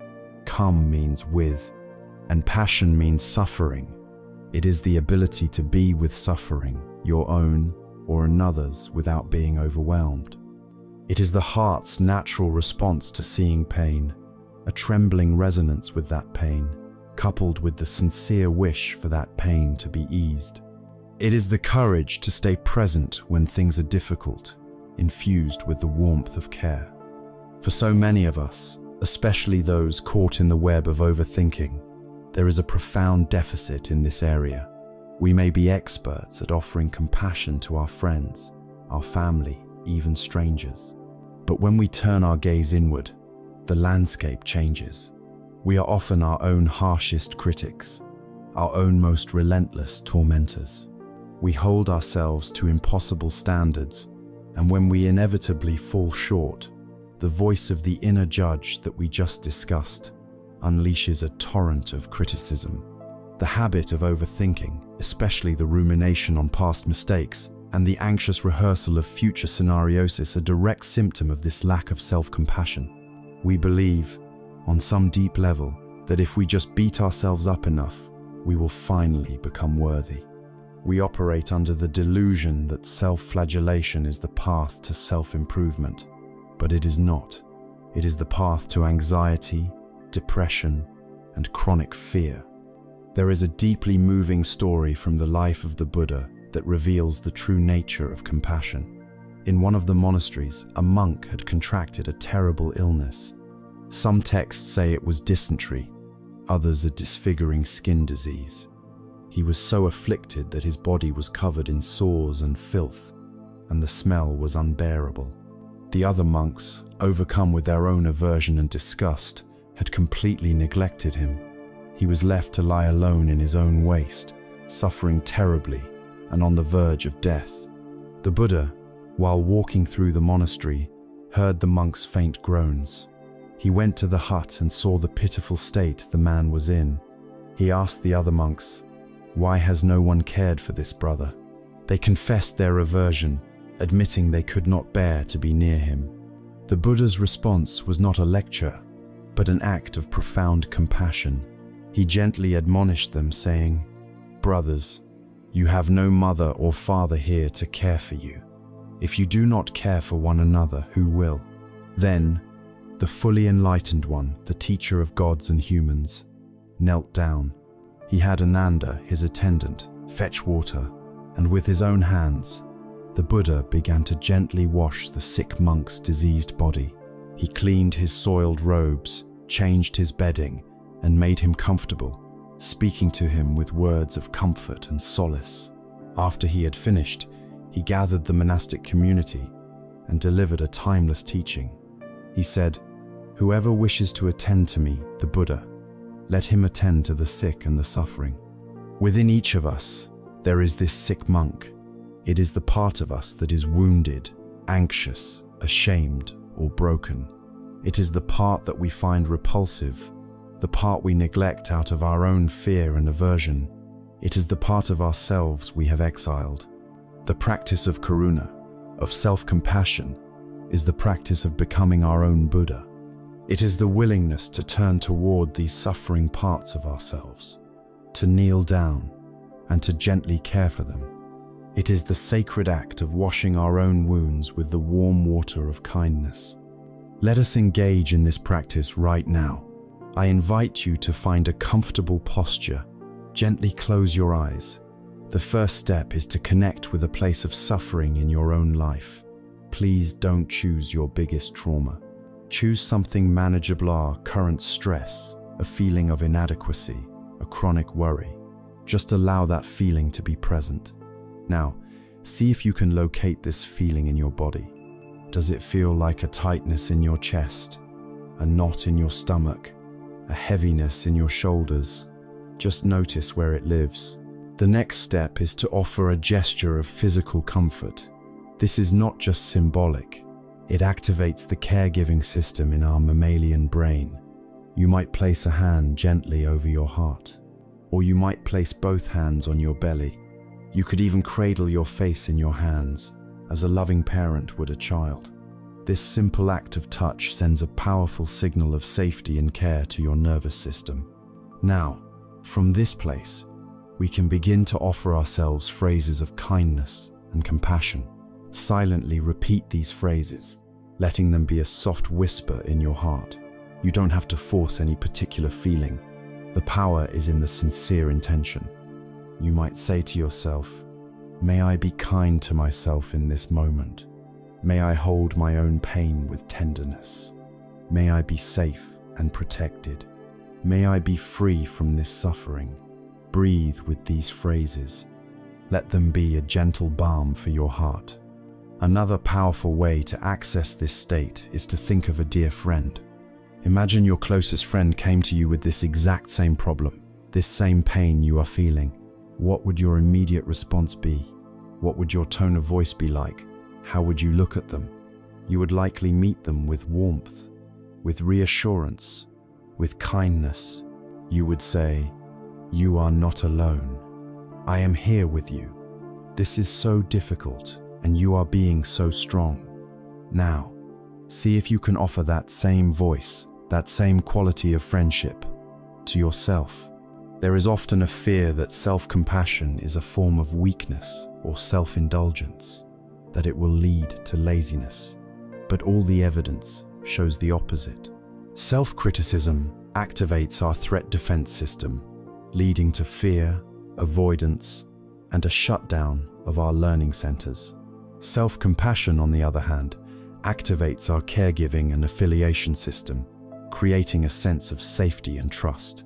It is from this place of safety that we find the courage to face our difficulties, to learn from our mistakes, and to grow.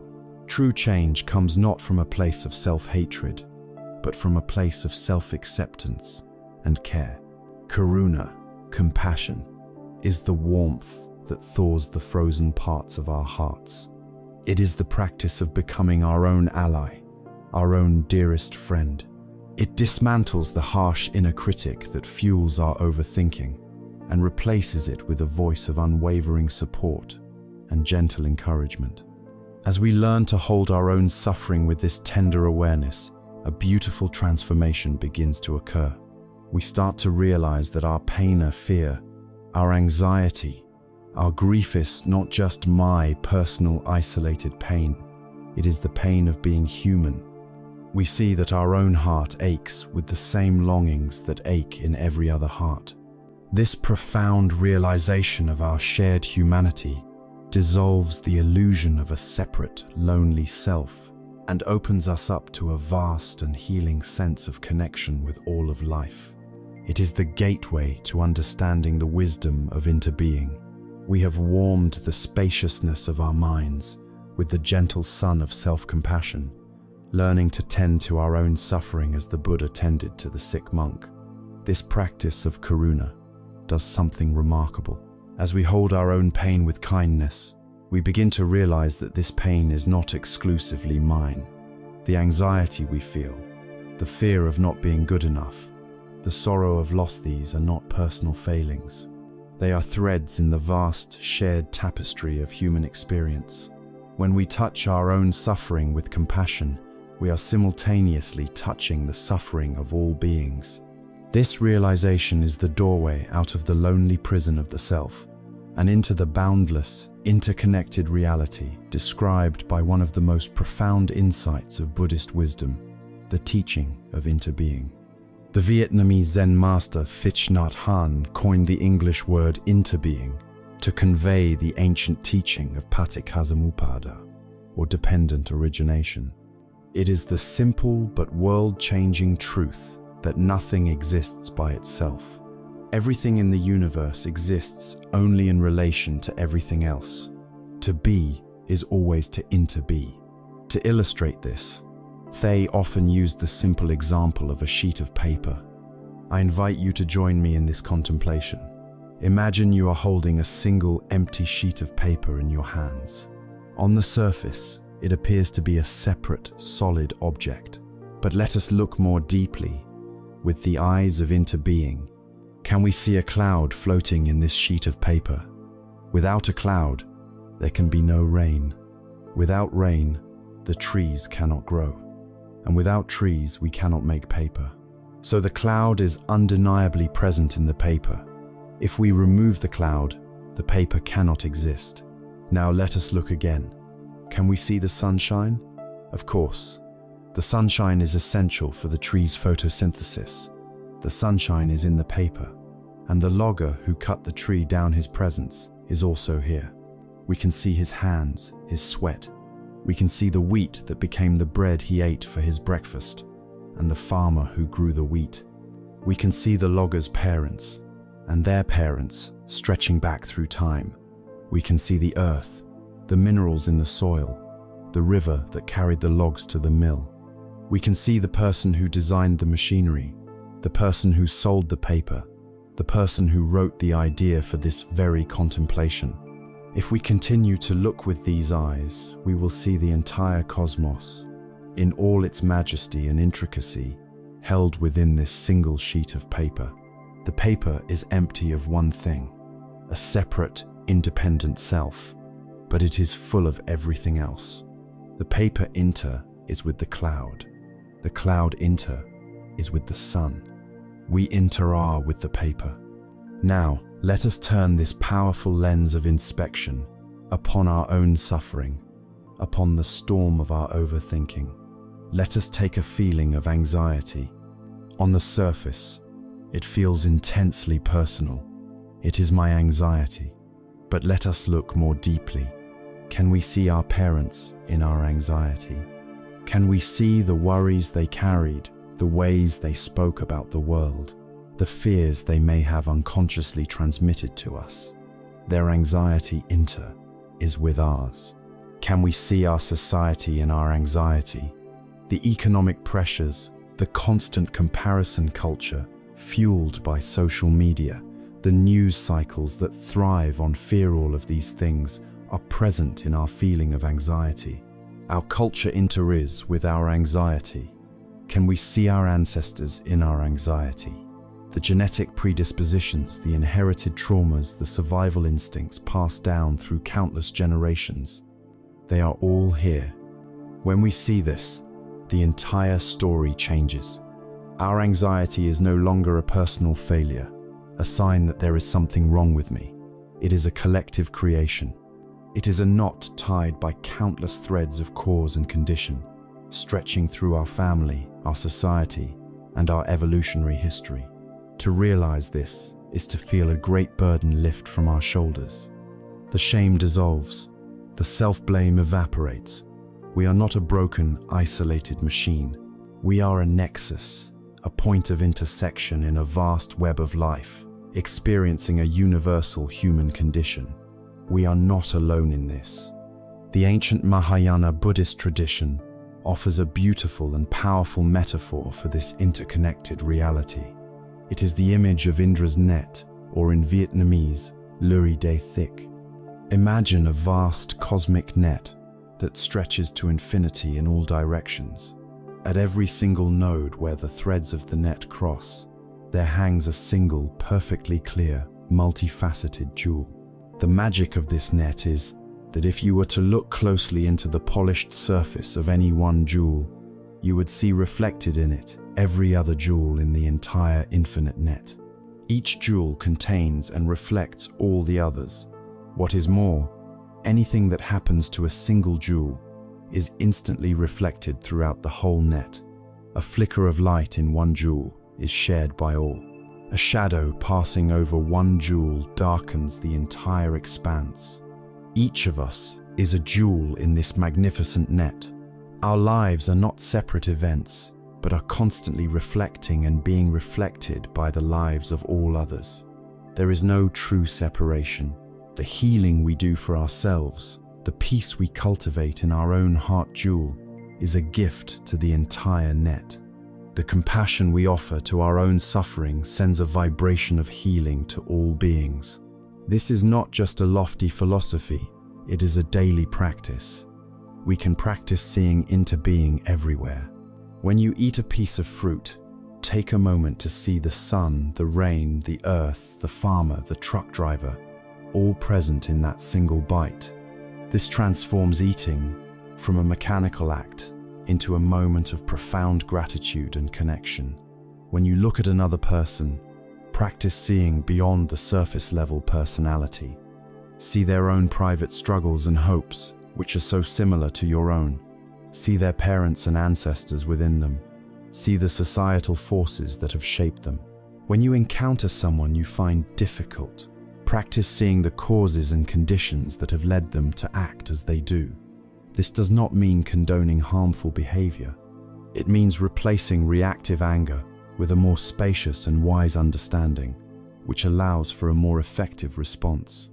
The wisdom of interbeing is the ultimate antidote to the loneliness and alienation that fuels so much of our anxiety. The ego builds walls, interbeing dissolves them. It shows us that we are not fragile, isolated selves struggling against a hostile world. We are inextricably part of a vast, intelligent, and interconnected whole. When we combine the warmth of compassion for our own heart with the expansive wisdom of our interconnectedness, we develop a deep and unshakable inner resilience. We are no longer a small boat tossed about by the waves.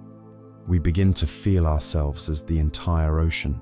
This state of profound inner peace, born of the union of compassion and wisdom, can be compared to a deep, still lake. No matter how fiercely the winds of life may blow on the surface, creating waves of thought and emotion, the depths remain silent, clear, and undisturbed. It is to the cultivation of this still lake mind that we now turn. Having explored the warmth of compassion and the vastness of our interconnectedness, we arrive at a place of profound inner stability. The feeling is no longer one of being a fragile, isolated self, but of being part of a larger, benevolent whole.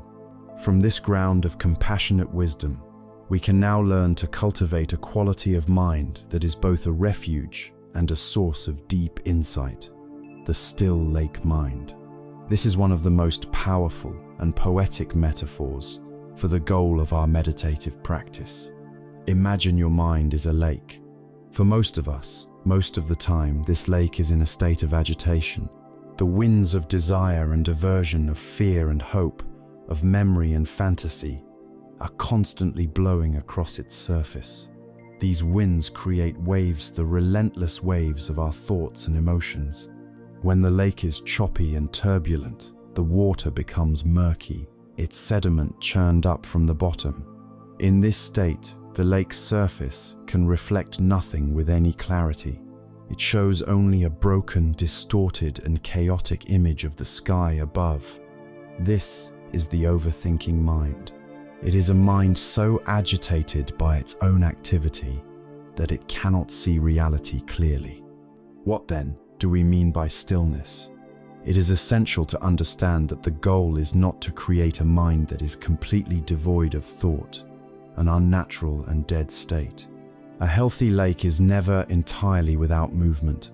There are deep currents, there is life teeming within it, there are gentle breezes that caress its surface. The stillness we are cultivating is not the stillness of ice, but the stillness of profound depth. A truly deep lake is not disturbed by the ripples on its surface.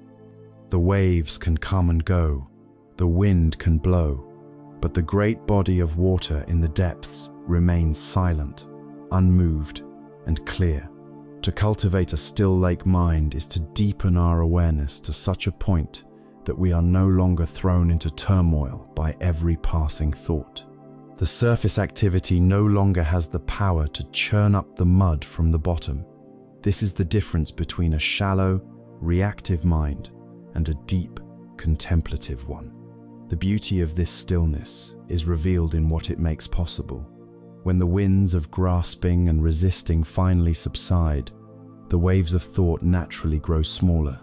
The sediment of confusion and anxiety begins to settle. The water of the mind becomes clear, and when the surface of the lake is perfectly calm and still, it becomes a flawless mirror. In this state, it can reflect the world exactly as it is, without distortion. It reflects the trees on the shore, the moon, the glittering stars, and most importantly, it reflects the vast, boundless, open sky. This is the heart of the metaphor. The sky represents our true nature, our Buddha nature, the clear, luminous, and spacious awareness that we have been speaking of all along. It has always been there, just as the sky is always above the lake. But as long as our minds were turbulent, we could only see a broken reflection. When the mind becomes still, it can finally perceive its own true nature. We experience a deep and quiet joy, the joy of clarity, the joy of seeing things as they are, free from the distortions of our own mental agitation. How is this stillness achieved? The path is one of great subtlety. There is a simple story that points the way. A man was journeying and became very thirsty. He came upon a pool of water, but because animals had just been drinking from it, the water was completely muddy and opaque. He wanted a drink of clear water, but how could he get it? He knew that if he plunged his hands in and tried to separate the mud from the water, he would only make it worse. He knew that no amount of forceful striving could make the water clear. So, he did the wisest thing possible. He simply sat down on the bank of the pool and he waited. He did nothing at all. He just allowed the pool to be. And as he sat in stillness, the law of nature took over. The mud, being heavier than the water, began to slowly, naturally, settle to the bottom. After some time, the water became perfectly clear. He could see right to the bottom, and then he could drink. Our minds are this muddy water. Our restless thoughts, our anxieties, our confusions, this is the mud. For most of our lives, we have been acting like someone who is constantly stirring the pool, trying to force the mind to be still, trying to fight our thoughts, and in doing so, we only perpetuate the turbidity. The practice of meditation, of cultivating the still lake mind, is the practice of learning how to simply sit on the bank and allow the mud to settle of its own accord. We don't have to kill our thoughts or suppress them or analyze them into submission. We just have to stop stirring them up with our constant identification and resistance. Stillness is not something we aggressively create. It is a quality we patiently allow to emerge. It is our mind's natural state once we stop disturbing it. There are several ways we can practice this art of allowing. The first is to deepen our commitment to our sitting meditation. See this time not as a task to be completed or a state to be achieved, but as a sacred act of non-doing. It is a time dedicated to letting the mud settle. Each time you return your attention to the anchor of the breath, you are choosing to stop stirring the water. You are choosing stillness over agitation. A second powerful method is to spend mindful time in nature. The natural world is a great teacher of stillness. Take a walk in a forest, sit by the ocean, lie in a field and watch the clouds. Listen to the ancient, unhurried rhythms of the world around you, the slow growth of a tree, the patient erosion of a stone, the steady cycle of the seasons. When we immerse ourselves in this larger, quieter reality, our own frantic inner pace begins to slow down. Our mind synchronizes with the deep, silent pulse of the earth. A third practice is that of cultivating noble silence. This is more than just not speaking. It is a conscious choice to reduce the amount of input we allow into our minds. Try carving out periods of your day or week to be free from the constant stimulation of phones, news, podcasts, and social media. Turn off the radio in the car.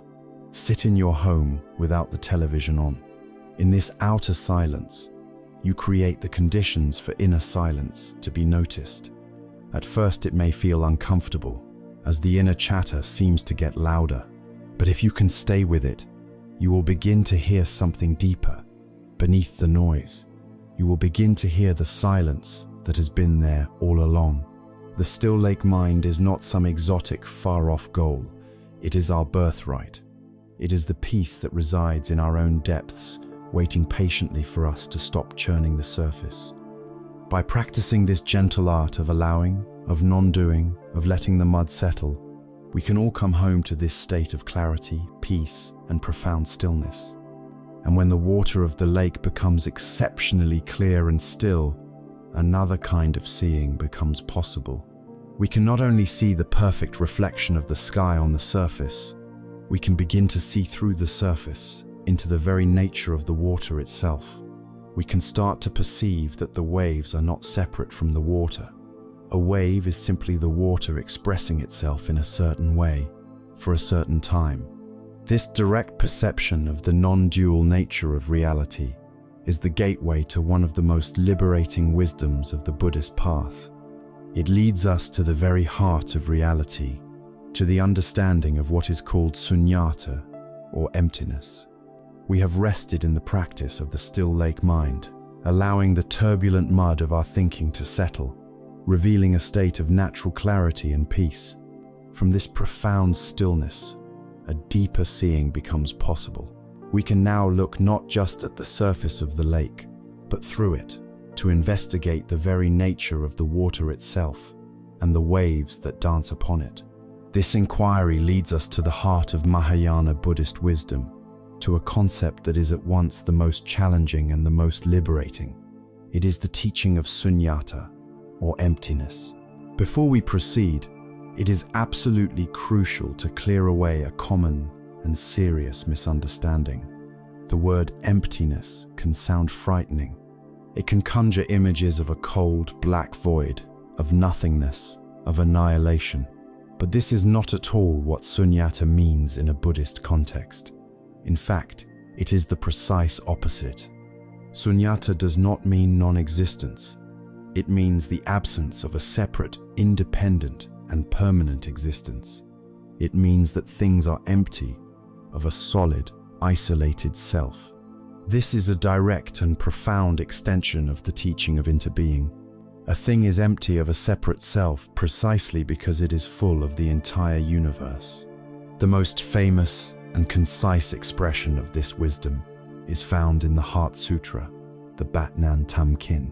In it, the great Bodhisattva of compassion, Avalokiteshvara, declares, "Form is emptiness. Emptiness is form.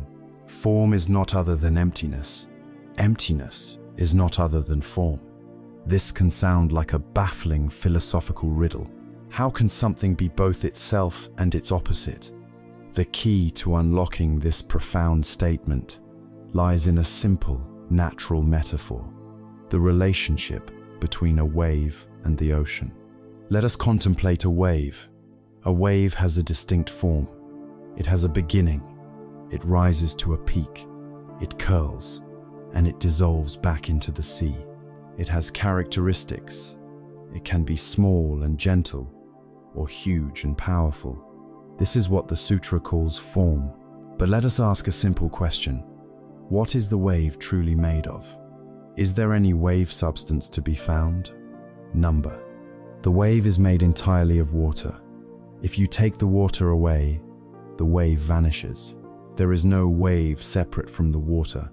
In this sense, the wave is empty of a separate, independent self. Its entire being is dependent on the water. This is what is meant by form is emptiness. Now, let us look at it from the other side. Let us consider the ocean, the water itself. This water, which we can compare to the principle of emptiness, is not some abstract reality hiding somewhere behind the waves. The only way we ever experience the water of the ocean is as form, as waves, as ripples, as currents, as spray. Emptiness does not exist apart from form.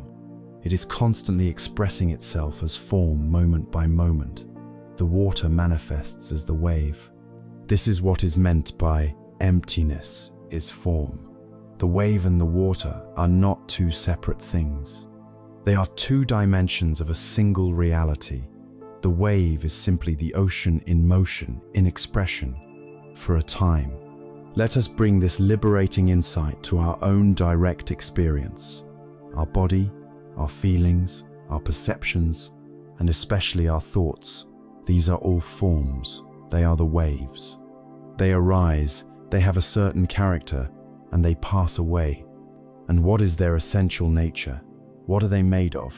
Their substance is this vast, unnameable, creative potential of consciousness itself, the water of the mind, the great ocean of sunyata. This is where the practice becomes a direct antidote to the suffering of overthinking. Let us take a particularly heavy and painful thought wave, such as, "I am a failure." This thought has a powerful form. It comes with words, images, memories, and is accompanied by painful feelings like shame, sadness, or despair. It feels incredibly solid and real. It feels like a definitive statement of who we are. It is a huge, menacing wave that threatens to crash down on us and pull us under. But now, let us investigate this thought wave with the wisdom of sunyata. We ask, where is this failure? Can we locate it as a solid entity in our mind or body?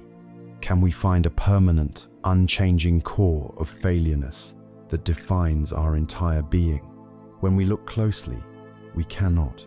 What we find are constantly changing components, a stream of critical thoughts, a series of painful sensations in the body, a collection of memories.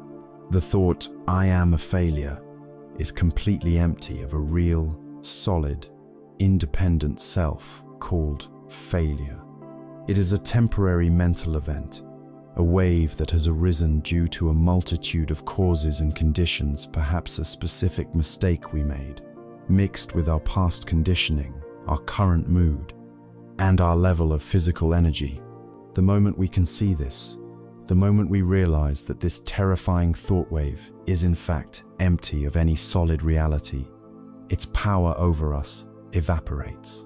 We see it for what it is, a transient pattern of energy, a temporary expression of the mind ocean. It does not define us. It is not an ultimate truth about who we are. We are not the wave, we are the ocean. And with this insight, we no longer need to fight the wave, nor do we need to be drowned by it. We can simply allow it to arise, to crest, and to naturally dissolve back into the vastness of the mind from which it came. This insight cuts the very root of our suffering, which is our mistaken identification with the temporary forms that arise in our consciousness. This view of emptiness, far from being a cold or nihilistic one, is actually the ultimate expression of warmth and radical interconnectedness. It reinforces the wisdom of interbeing. The sheet of paper is empty of a separate self because it is full of the sun, the cloud, and the logger. The wave is empty of a separate self because it is full of the entire ocean. And we are empty of a separate self because we are full of our parents, our culture, our food, and the entire universe. Emptiness is not a lack. It is a profound and intimate fullness. When we truly begin to absorb this, the very impulse to cling and grasp begins to relax. The act of clinging requires two things: a solid clinger, the ego, and a solid thing to be clung to. Sunyata reveals that both the subject and the object are fluid, interdependent processes, empty of any fixed, independent reality. Trying to cling to a thought or a feeling becomes like trying to grab a fistful of water, or trying to tie a rope to a cloud. The effort is seen as fundamentally pointless. And so, the clenched fist of the mind naturally begins to open. We can participate in life fully, experiencing all its joys and sorrows, all its beautiful and terrifying waves, but with an open hand, rather than a desperate grip. The wisdom of sunyata is the ultimate key to freedom. It doesn't deny our conventional world of forms, but allows us to see into its true, fluid, and relational nature. It liberates us from the prison of fixed ideas, rigid identities, and the painful belief in a separate, vulnerable self. When we glimpse this truth, even for a moment, it is like washing the lens of our perception clean. All the old dust of our preconceived notions, our hardened opinions, and our rigid categories is washed away. We are able to meet the world afresh in each moment with a mind that is open, curious, and unburdened by the past. This pristine state of awareness, this mind that is ready for anything and free from its own conclusions, has a special name in the Zen tradition. It is called the beginner's mind. We have journeyed to the deepest view of reality, the wisdom of sunyata, and seen that all things, including ourselves and our thoughts, are empty of a separate, solid existence. This profound insight is like a great spiritual solvent, dissolving the hardened categories, the rigid opinions, and the fixed conclusions that make up the prison of our mind. When the walls of this prison dissolve, what are we left with?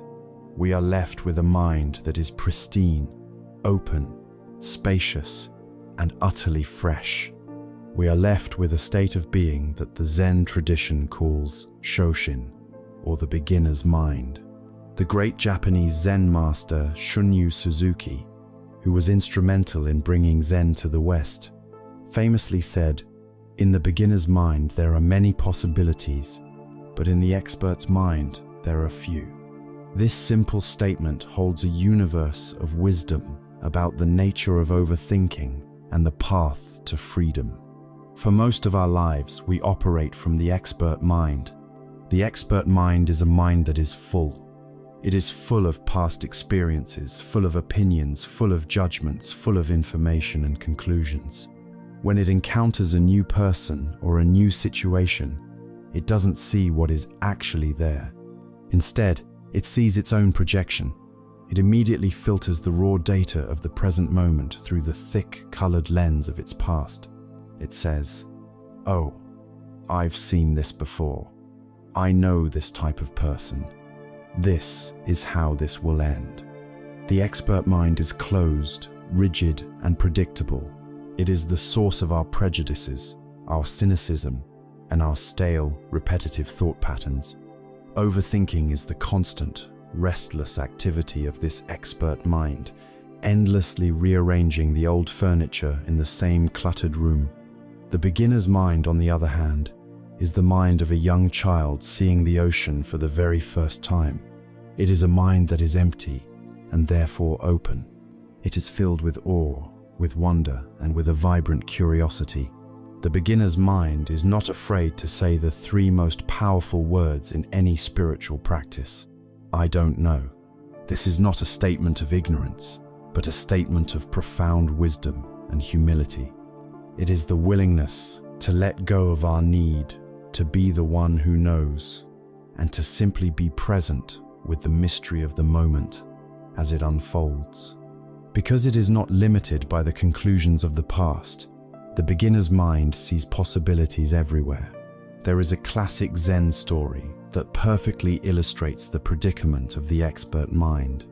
A famous university professor, a man renowned for his deep knowledge of philosophy and world religions, came to visit an old Zen master named Nanin to inquire about the nature of Zen. As soon as they sat down, the professor began to talk, endlessly showing off his own learning, explaining his own complex theories and speculations about what Zen must be. He spoke of metaphysics, of epistemology, of historical precedents. The old master listened patiently, then began to serve tea. He filled the professor's cup. When the cup was full, he continued to pour. The tea overflowed the cup, ran into the saucer, and began to spill all over the table. The professor, aghast, finally cried out, "Stop! The cup is completely full. No more will go in." Quote, Nanin stopped pouring, looked the professor in the eye and said, "Like this cup, you are full of your own opinions and speculations. How can I show you Zen unless you first empty your cup?" For most of us, our minds are this overflowing teacup. We are so full of what we think we know that there is no space for any genuine insight, any fresh perspective, or any true wisdom to enter. Overthinking is the sound of this cup being perpetually too full, the hot water of our old ideas constantly scalding us. The practice of beginner's mind is the gentle, moment-by-moment art of emptying our cup. How do we do this? It is a practice of consciously letting go of our assumptions.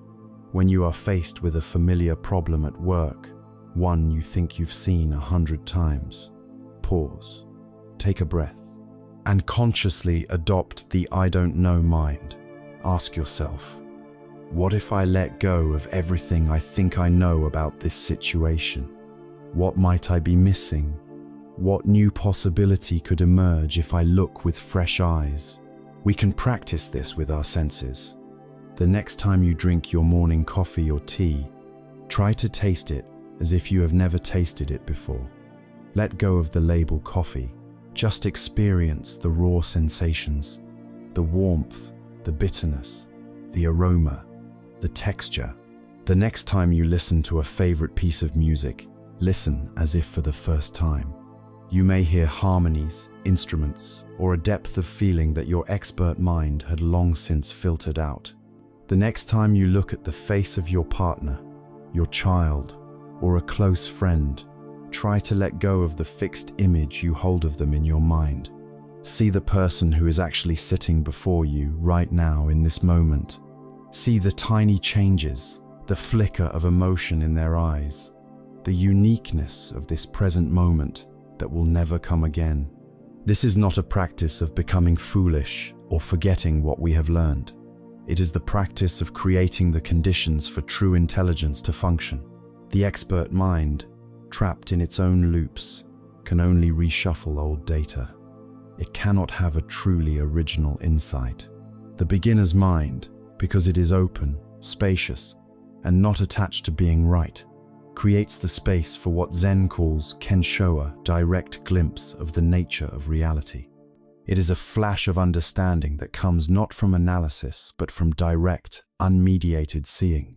When we have the courage to empty our cup, we allow the universe to pour something new, alive and utterly transformative into it. We break free from our conditioned patterns and discover creative solutions and profound connections that were previously invisible to our cluttered minds. To live with a beginner's mind is to be reborn in every single moment. It is the freedom from the heavy burden of our own certainties.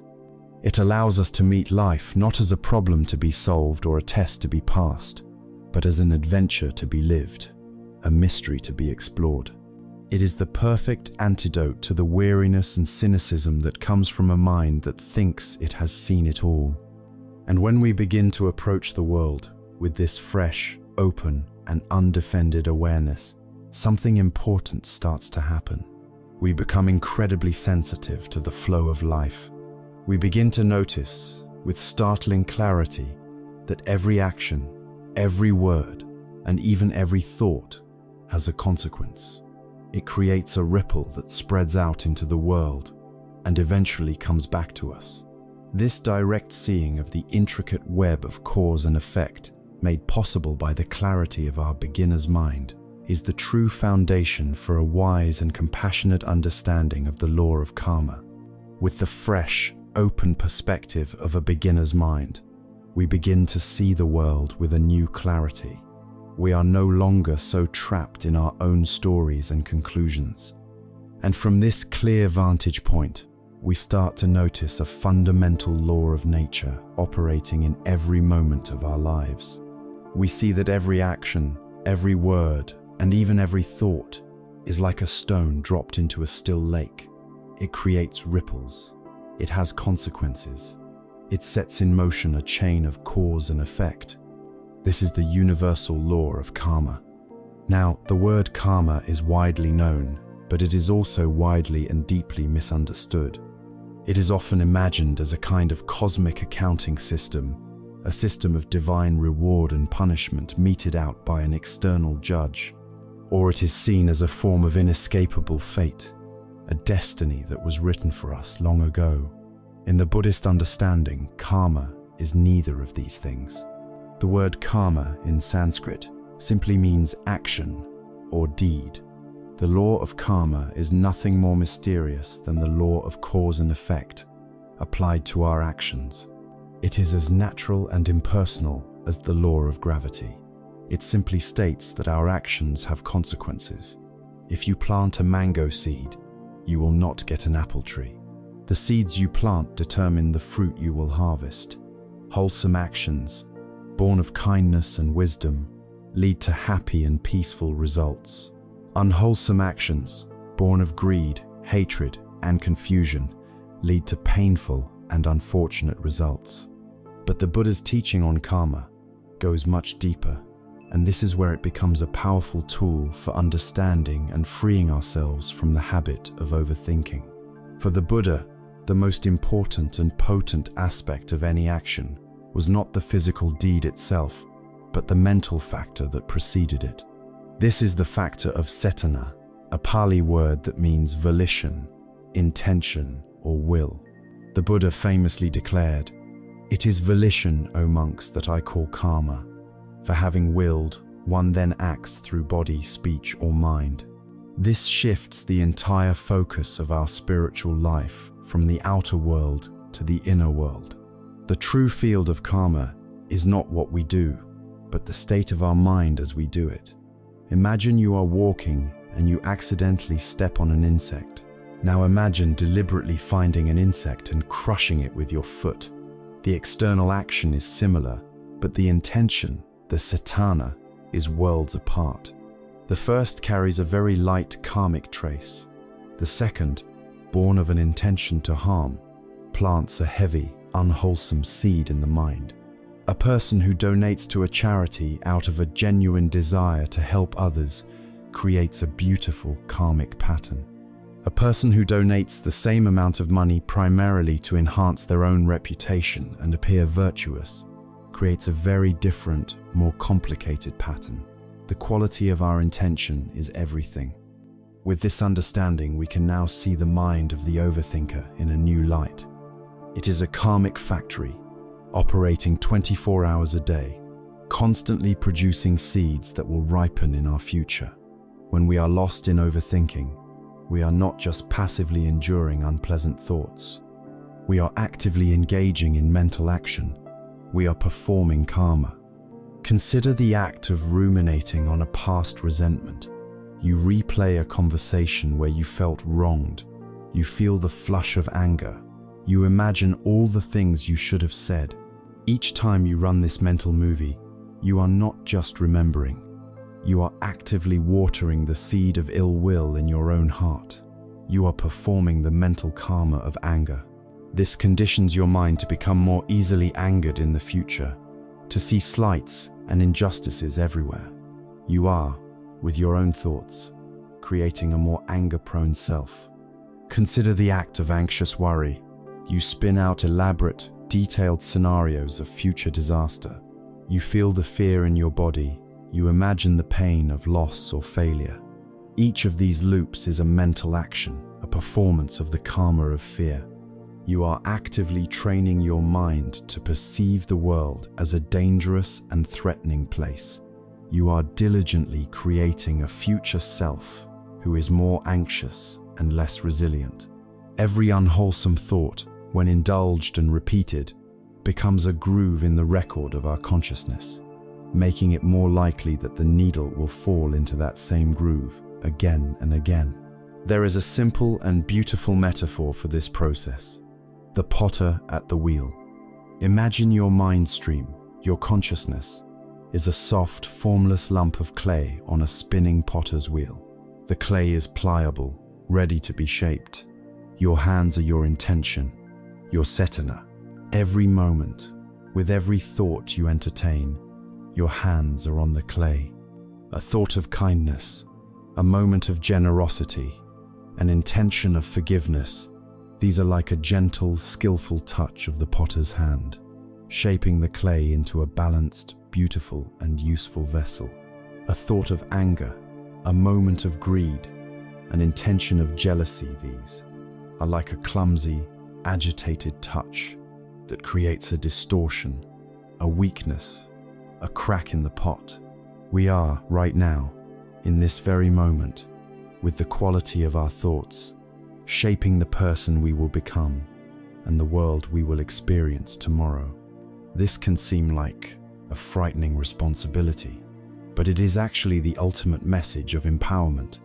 If we are the creators of our own suffering through our mental actions, then we must also be the creators of our own liberation.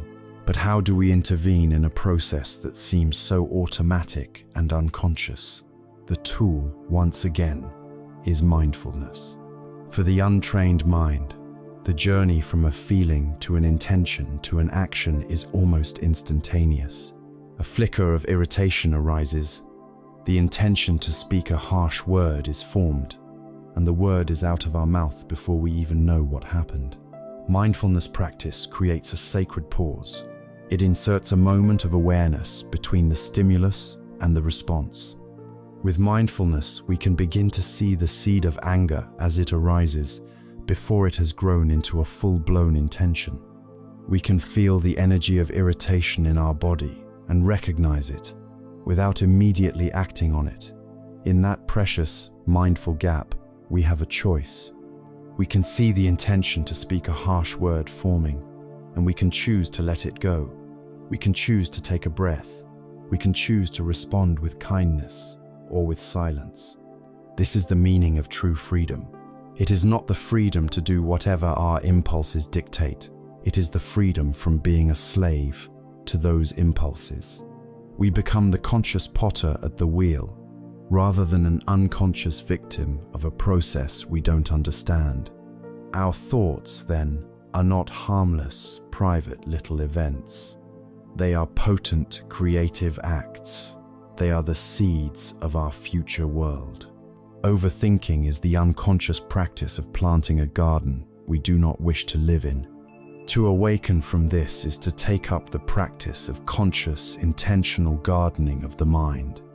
This realization shows us that creating a better life is not a matter of passive hope, but of active, dedicated effort. However, not just any kind of effort will suffice. Straining, stressing, and forcing are unskillful efforts that only create more tension. The path requires a special quality of effort tone that is wise, balanced, and sustainable. This is known as right effort, and it is the next step on our path. We have arrived at a crucial understanding. Through the wisdom of karma, we see that we are not passive victims of our minds. We are the active creators of our own reality. Our intentions and thoughts are constantly shaping the world we experience. This realization is profoundly empowering, but it also implies a responsibility. It shows us that if we wish to change the landscape of our minds, if we wish to find freedom from the thickets of overthinking, effort is required. But what kind of effort? For many of us, the word effort is loaded with connotations of struggle, strain, and force. We think of gritting our teeth, clenching our fists, and trying to power through our problems. We think that if we just apply more willpower, more intensity, more self-discipline, we can wrestle our minds into submission. But as we have learned, to fight the mind is to give it more energy. To tighten our grip is to increase our tension. This aggressive kind of effort, born of aversion and impatience, is not the path to peace. The Buddha, with his profound understanding of human nature, taught a different quality of effort. He called it samavayama, or right effort. It is the sixth factor of the Noble Eightfold Path, and it is the art of applying our energy with wisdom, balance, and kindness. There is a beautiful story from the scriptures that perfectly illustrates the principle of right effort. It concerns a monk named Sona, who was a model of diligence.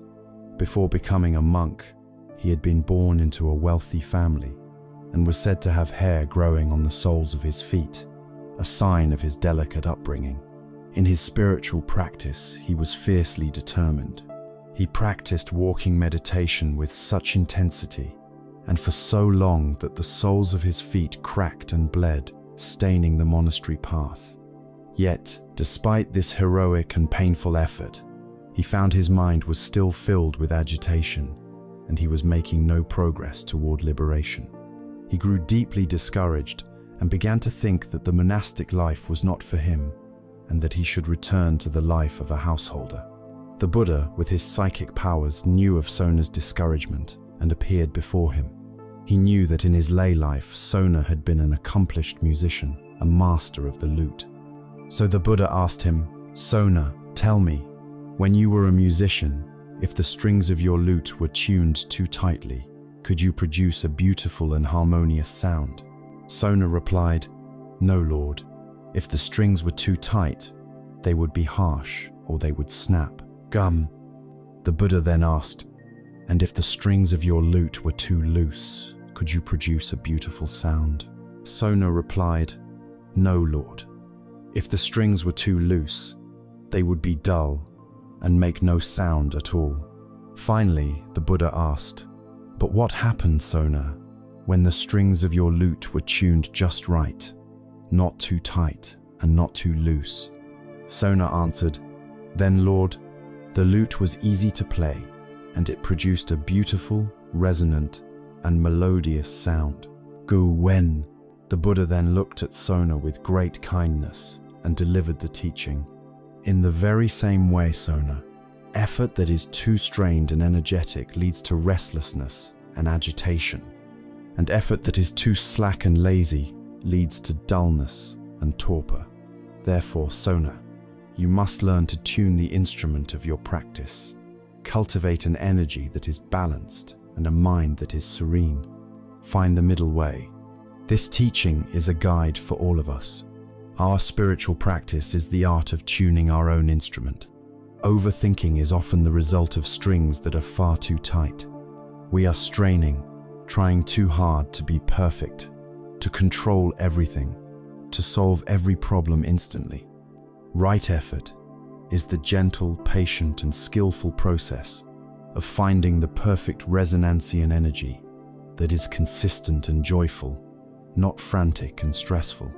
The Buddha laid out a comprehensive 4-part strategy for this wise gardening of the mind. This is the substance of right effort. First, there is the effort to prevent. This is the effort to prevent unwholesome, unskillful states of mind like anger, greed, or anxiety from arising in the first place. This is the wisdom of a good gardener who doesn't plant weed seeds in his soil. In practical terms, this means guarding our senses. It means being mindful of what we feed our minds. If we know that scrolling through social media and comparing ourselves to others triggers feelings of envy and inadequacy, the effort to prevent is the gentle discipline to reduce that activity. If we know that watching disturbing news right before sleep fuels our anxiety, right effort is choosing to read a calming book instead. We proactively create the conditions for peace. Second, there is the effort to abandon. This is the effort to let go of unwholesome states that have already arisen. The weed is already in the garden. The anxious thought loop has already begun. At this point, it is too late for prevention. The wrong effort would be to hate the weed, to get angry at ourselves for letting it grow. The right effort is to gently and skillfully remove it. This is our core mindfulness practice. We see the thought, we acknowledge it without judgment. Worrying has arisen, and we gently withdraw our energy from it, returning our attention to the anchor of our breath. We do this again and again, not with harshness, but with the patient kindness of a gardener who knows that weeding is simply part of the job. Third, there is the effort to cultivate or to generate. This is the proactive side of the practice. A garden is not just about removing weeds, it is about planting flowers. This is the effort to cause wholesome states of mind like kindness, compassion, gratitude, and concentration to arise where they were not present before. If we are feeling neutral or even a little down, we can intentionally practice loving kindness meditation, actively wishing ourselves and others well. We can practice gratitude, deliberately calling to mind the people and conditions in our life for which we are thankful. This is consciously planting seeds of beauty and nourishment in the soil of the mind. Fourth, there is the effort to maintain or to nurture. This is the effort to maintain and develop the wholesome states that have already arisen. When a flower has sprouted, a wise gardener tends to it, giving it water and sunlight. Similarly, when we experience a moment of genuine peace, clarity, or compassion in our meditation or our day, right effort is the practice of cherishing it. We don't just ignore it, and move on to the next problem. We pause, we savor the feeling, we let it soak into our being. This allows these wholesome states to grow stronger, to put down deeper roots, and to eventually become our new natural habitat. Applied to overthinking, this fourfold path is a complete strategy for liberation. We prevent the loops by noticing and reducing our triggers. We abandon the loops once they have begun by gently returning to the present moment. We cultivate the antidotes by actively practicing self-compassion and gratitude. And we maintain our progress by savoring the moments of quiet clarity whenever they appear. Right effort, then, is the middle path of energy. It is a wise, gentle, and sustainable way of engaging with our own minds. It is not the violent energy of a warrior trying to conquer an enemy, but the patient, loving energy of a musician tuning an instrument or a gardener tending a beloved plot of land. It is the understanding that true and lasting transformation comes not from a single heroic act of will, but from the steady accumulation of small, wise, and compassionate choices, moment by moment. This understanding provides us with a clear and balanced method, but a very practical question often arises at this point. This all sounds wonderful on the quiet meditation cushion. One might say, but my life is not a quiet cushion. It is a whirlwind of work, family, traffic, and constant demands. How can I possibly practice this in the midst of all that chaos? This is a vital question, and it leads us directly to the next stage of our journey, the art of integrating our practice into the very fabric of our messy, beautiful, and complicated daily lives. We have explored the balanced and gentle path of right effort, learning to tune the instrument of our mind rather than trying to break it into submission.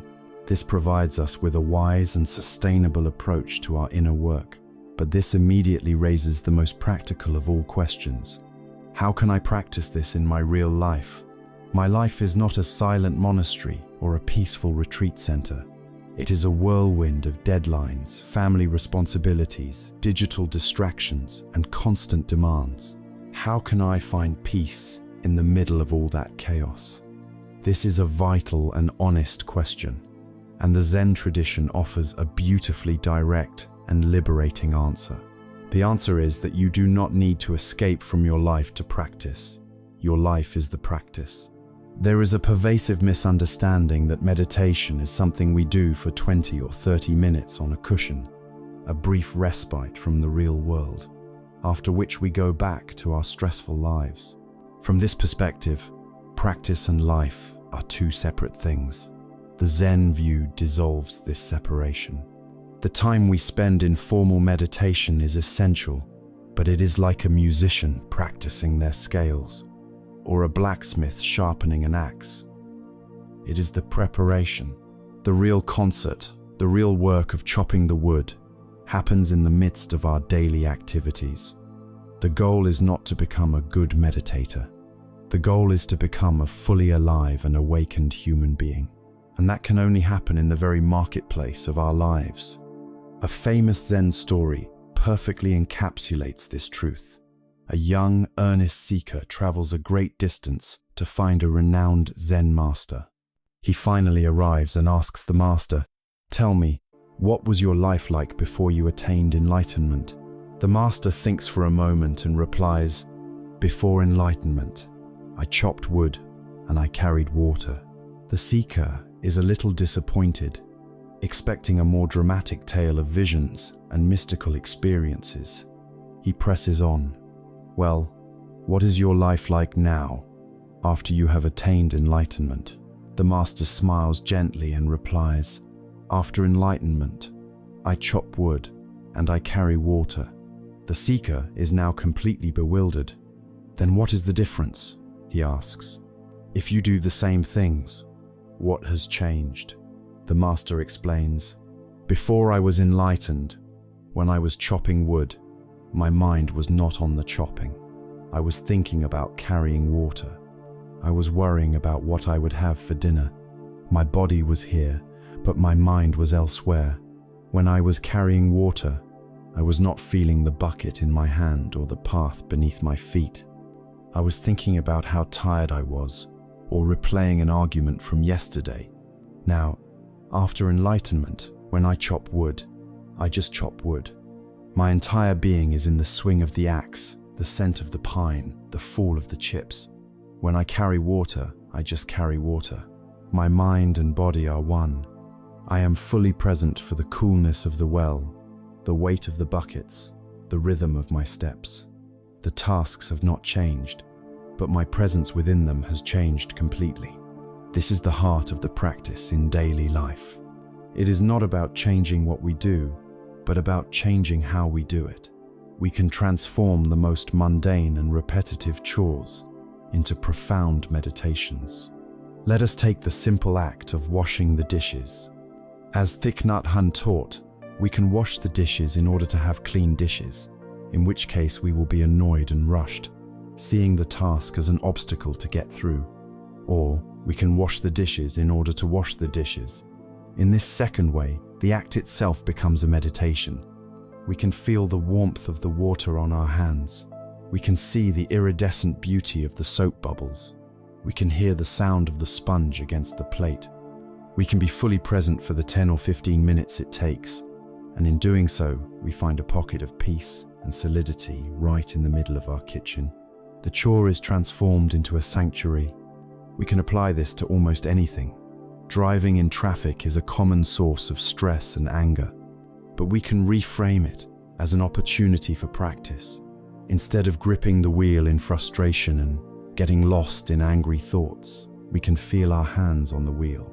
We can feel our body sitting in the seat. We can notice the sky. We can use the red lights, which normally trigger our impatience, as a bell of mindfulness. Every time the light turns red, let it be a reminder to take one long, conscious out-breath and release the tension in your shoulders. The traffic jam becomes a mobile retreat center. We can also learn to find the gaps. Our days are full of small, interstitial moments that we usually fill with anxious thinking or mindless distraction. The 2 minutes you spend waiting for the kettle to boil, the 30 seconds you spend waiting for an elevator, the minute you spend waiting for your computer to boot up. These are precious opportunities. Instead of immediately reaching for your phone to scroll through a feed, use these moments to come home to yourself. Feel your feet planted on the floor. Take 2 or 3 conscious breaths. Re-establish contact with your body. These micro practices, sprinkled throughout the day, act like tiny anchors that keep us from drifting too far out into the fog of overthinking. They have a cumulative effect, weaving a thread of presence through the entire tapestry of our day. Perhaps the most potent arena for daily life practice is in our relationships. So much of our overthinking is relationalring about what others think of us, replaying conversations, feeling resentment or anxiety toward others. The practice here is deep listening. When you are with another person, can you offer them the gift of your full presence?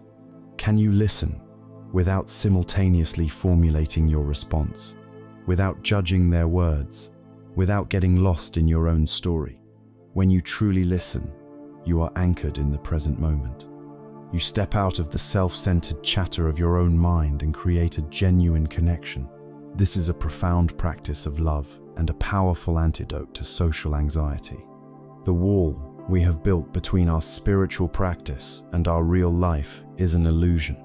Every moment is a chance to practice. Every breath is a chance to come home. Every step is an opportunity to be present. Every conversation is a chance to listen deeply. The kitchen sink, the driver's seat, the office chair, these are our true meditation halls. When we begin to integrate our practice in this way, it stops being another chore on our to-do list and starts to become what it was always meant to be, a way of being. And as this way of being becomes more natural, something remarkable happens. Our actions begin to feel less contrived, less forced. Our mindfulness feels less like a technique we are applying and more like a natural quality of our own awareness that is simply shining through. We begin to act with a simplicity, a spontaneity, and a rightness that we could never achieve through effortful thinking. This return to a more effortless, unconditioned, and authentic way of being is a return to our original nature. In the ancient wisdom of Taoism and Zen, this original nature is beautifully symbolized by the image of the fac, the uncarved block.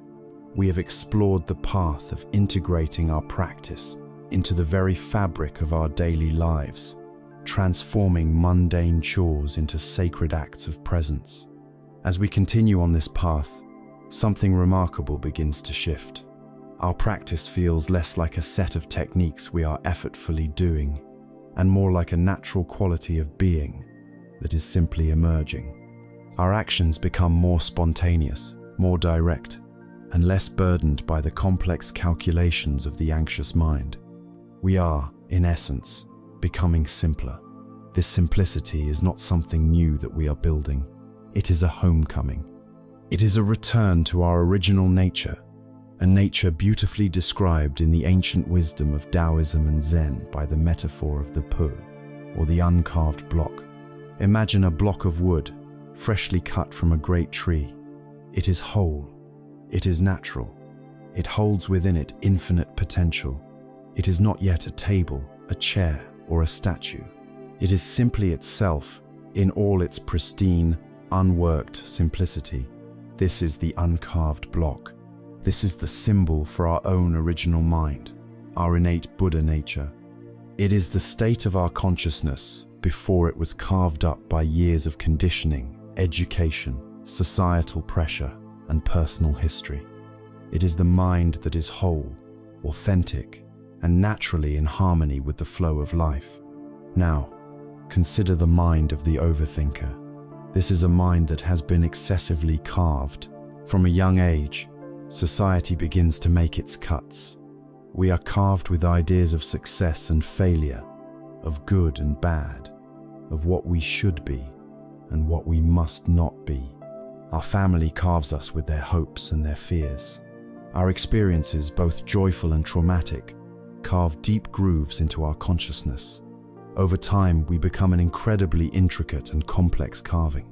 We are no longer a simple block of wood, but a complicated sculpture, full of sharp edges, delicate pieces, and conflicting patterns. Overthinking is the sound of the mind trying to manage this immense complexity.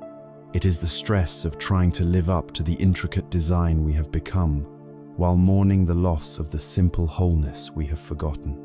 The entire spiritual journey, then, can be seen not as a process of becoming a more elaborate and beautiful carving, but as the process of returning to the simplicity and wholeness of the uncarved block. This is perfectly illustrated by the story of a great Renaissance sculptor. After he had completed a magnificent statue, a patron came to him and asked in awe, "How did you ever create such a masterpiece from a rough block of stone?" The sculptor is said to have replied, "The masterpiece was always there, hidden within the stone. I simply chipped away the parts that were not the statue." This is one of the most profound metaphors for the path of awakening. Our true self, our enlightened nature, our pristine uncarved block is already here. It has always been here, perfect and complete, within us. It is not something we need to build, acquire, or achieve through strenuous effort. The spiritual path is not a path of addition. It is a path of subtraction. It is the patient, courageous, and compassionate work of chipping away all that is not our true nature.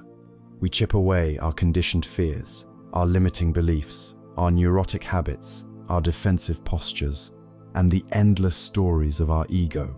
Overthinking is the noise and the dust created by this chipping process. But as we practice, as we allow the dust to settle, the original beautiful form is revealed. To live from the state of the uncarved block is to live with a new kind of intelligence and grace. It is to experience the world directly, rather than through the thick, distorting filter of our concepts. We taste the tea without the label tea. We feel the wind without the judgment cold. We see the person in front of us without the category friend or enemy. Our actions become spontaneous, arising naturally and appropriately in response to the needs of the moment, just as water flows effortlessly around a rock. We are no longer operating from a pre-written internal script. Perhaps most profoundly, returning to the uncarved block allows us to relax the exhausting, lifelong project of trying to become someone. From a young age, we are engaged in the project of me. We are trying to become more successful, more intelligent, more attractive, more spiritual, more something. We are constantly striving to improve the carving, to polish it, to gain approval for it. To realize our nature as the uncarved block is to understand that our true worth does not lie in what we become, but in the simple, authentic being that we already are. This is a radical and deeply restful truth. It is the end of the war with oneself. This doesn't mean we abandon our goals or become irresponsible. It means we can engage with life, pursue our passions, and care for our responsibilities from a place of wholeness and self-acceptance, rather than from a place of neurotic lack and a desperate need to prove our worth. The path back to this original simplicity is paved with the very practices we have been exploring. Every time we sit in meditation and allow the frantic chatter of our minds to settle, we are letting go of the carved surfaces and resting in the simple, uncarved nature of awareness itself. Every time we wash the dishes just to wash the dishes, we are embodying the directness and simplicity of poo. Every time we practice non-judgment, we are refusing to make another unnecessary cut into the wood, preserving its integrity. The way back is not another thing to do, but a continuous process of undoing our conditioning. The wisdom of the uncarved block is the wisdom of homecoming. It is the profound and joyful realization that we do not need to add anything to ourselves to be complete. We only need to gently chip away the noise, the defenses, the fears, and the elaborate stories of the ego to reveal the simple, beautiful, and powerful authenticity that has been our true nature all along. It is the end of striving and the beginning of simply, effortlessly being. As we learn to rest in this simple, uncluttered state of being, we are no longer in a frantic rush to get to the next thought, the next task, the next moment. We can begin to appreciate the subtle beauty of the spaces in between. We can hear the silence between the notes of a piece of music, which gives the notes their meaning. We can feel the stillness at the turn of the tide, and we can begin to notice the most intimate and subtle pause in our own immediate experience, the tiny, silent, and peaceful gap that exists between each in-breath and each out-breath. This tiny space is a direct doorway to the profound peace of our original, uncarved nature. As we learn to rest in our original nature, the simple and authentic state of the uncarved block, our entire experience of life begins to change. We are no longer in such a frantic hurry. We are not so desperate to fill every moment with activity, with noise, with thought. We begin to appreciate the beauty and significance of the spaces between things. In Western music, we are trained to listen to the notes, but a great musician knows that the silence between the notes is what gives the music its rhythm, its feeling, and its power. A life lived without pauses is a life without music. It is just a stream of noise. We have been conditioned to live a life of noise. This practice is about learning to hear the music once again by honoring the silence that contains it. The most intimate, accessible, and profound silence is hidden in a place we have already visited, but which we will now explore with a more subtle attention. It is hidden within the rhythm of our own breath. In our initial practice of Anapanasati, we focused on the sensation of the in-breath and the out-breath. Now we will refine our awareness. The breath is not simply a two-part cycle, it is a four-part symphony. There is the in-breath. There is the brief, almost imperceptible pause at the top of the in-breath, the moment of fullness before the breath turns. There is the out-breath. And then, there is another pause at the bottom of the out-breath, the moment of emptiness before the body's wisdom calls for the next breath to begin. I invite you to bring your attention to these pauses. Do not try to create them or lengthen them. Simply notice that they are there. The pause at the top of the breath is a moment of equilibrium. The pause at the bottom of the breath is a moment of complete release, of letting go. It is often longer and more noticeable than the pause at the top. For a fraction of a second, the whole system is at rest. There is no striving, no releasing. There is only stillness. In the tradition of meditation, this tiny pause is seen as much more than a physiological event. It is a gateway. It is a portal into the silent, spacious awareness that is our true nature. For that brief instant, between the end of one breath and the beginning of the next, you can have a direct taste of the mind that is not caught in thinking, in doing, in becoming. It is a glimpse of the sky between two passing clouds. The sky of your awareness is always there, vast and peaceful, behind the clouds of your thoughts. The pause between the breaths is a direct doorway into that sky. By learning to gently rest our attention in that pause, we are learning to come home to the peace that underlies all the noise of our lives. Imagine you are standing in a remote place on a clear night, far from the glare of city lights. You look up, and you are mesmerized by the sight of thousands of glittering stars.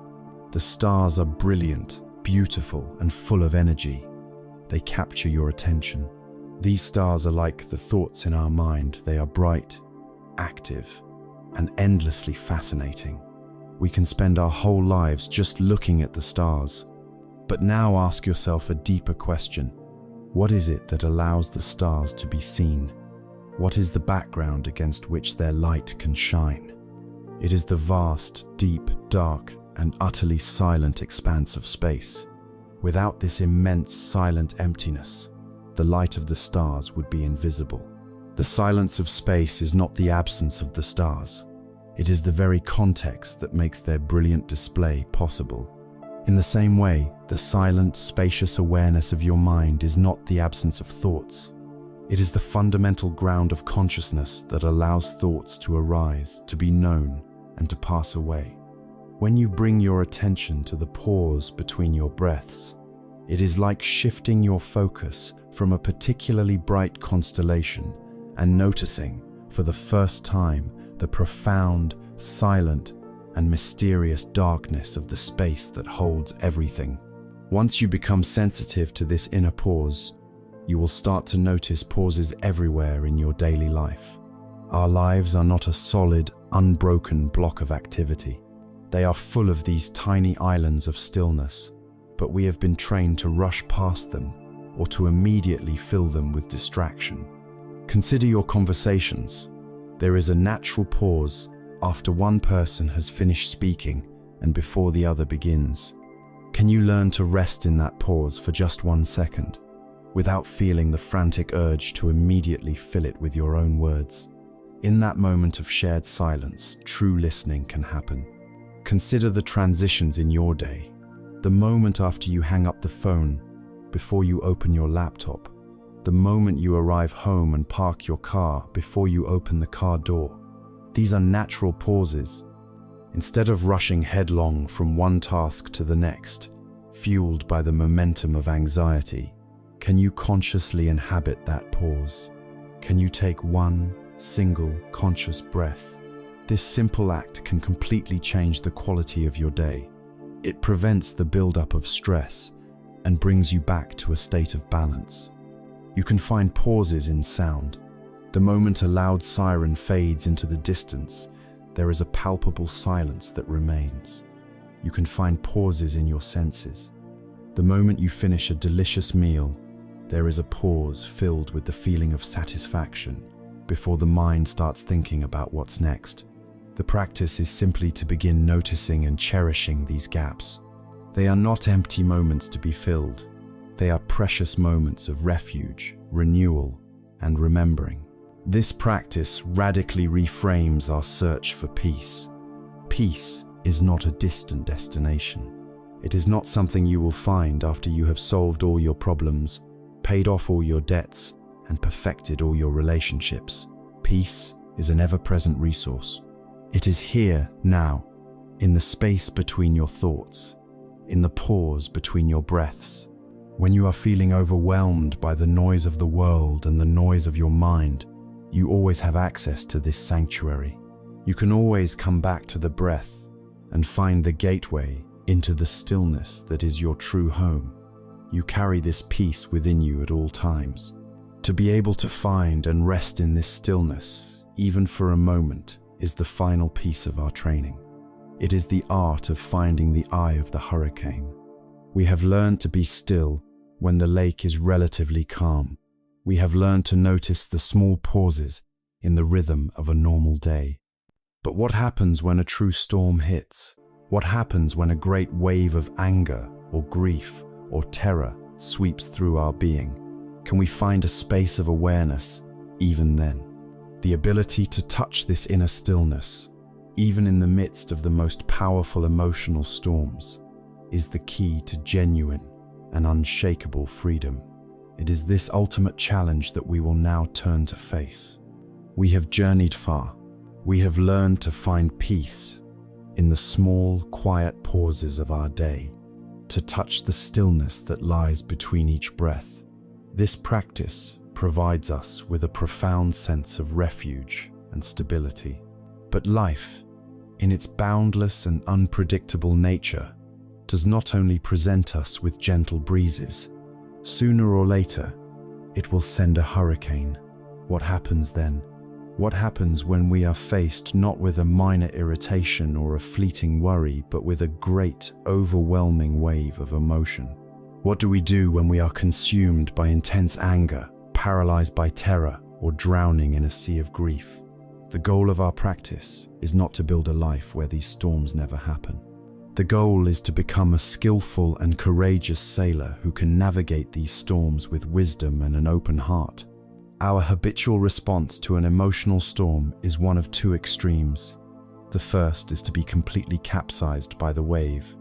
We identify with it utterly. We become the anger, we become the grief. We are lost, swept away in the torrent of thoughts and feelings, with no sense of awareness or choice. The second response is to try to build a massive seawall to block the wave. This is suppression. We deny the feeling. We numb ourselves. We distract ourselves. We pretend it isn't there. But a wave of that magnitude cannot be stopped. It will either smash our wall to pieces, or it will find its way into the foundations of our being, creating deep cracks of anxiety and depression. The path of mindfulness offers a third way. It is not about drowning in the wave, nor is it about fighting the wave. It is the way of the master surfer. The surfer does not try to stop the ocean. They learn to respect its power, to understand its rhythms, and to use their skill and balance to ride the immense energy of the wave, transforming a destructive force into a vehicle for a powerful and exhilarating journey.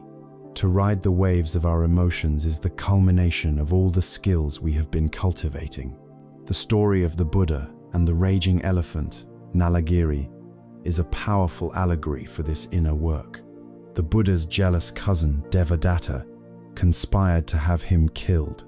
He arranged for the royal elephant, a notoriously fierce and powerful beast, to be intoxicated with alcohol and then released onto the narrow street where the Buddha was walking.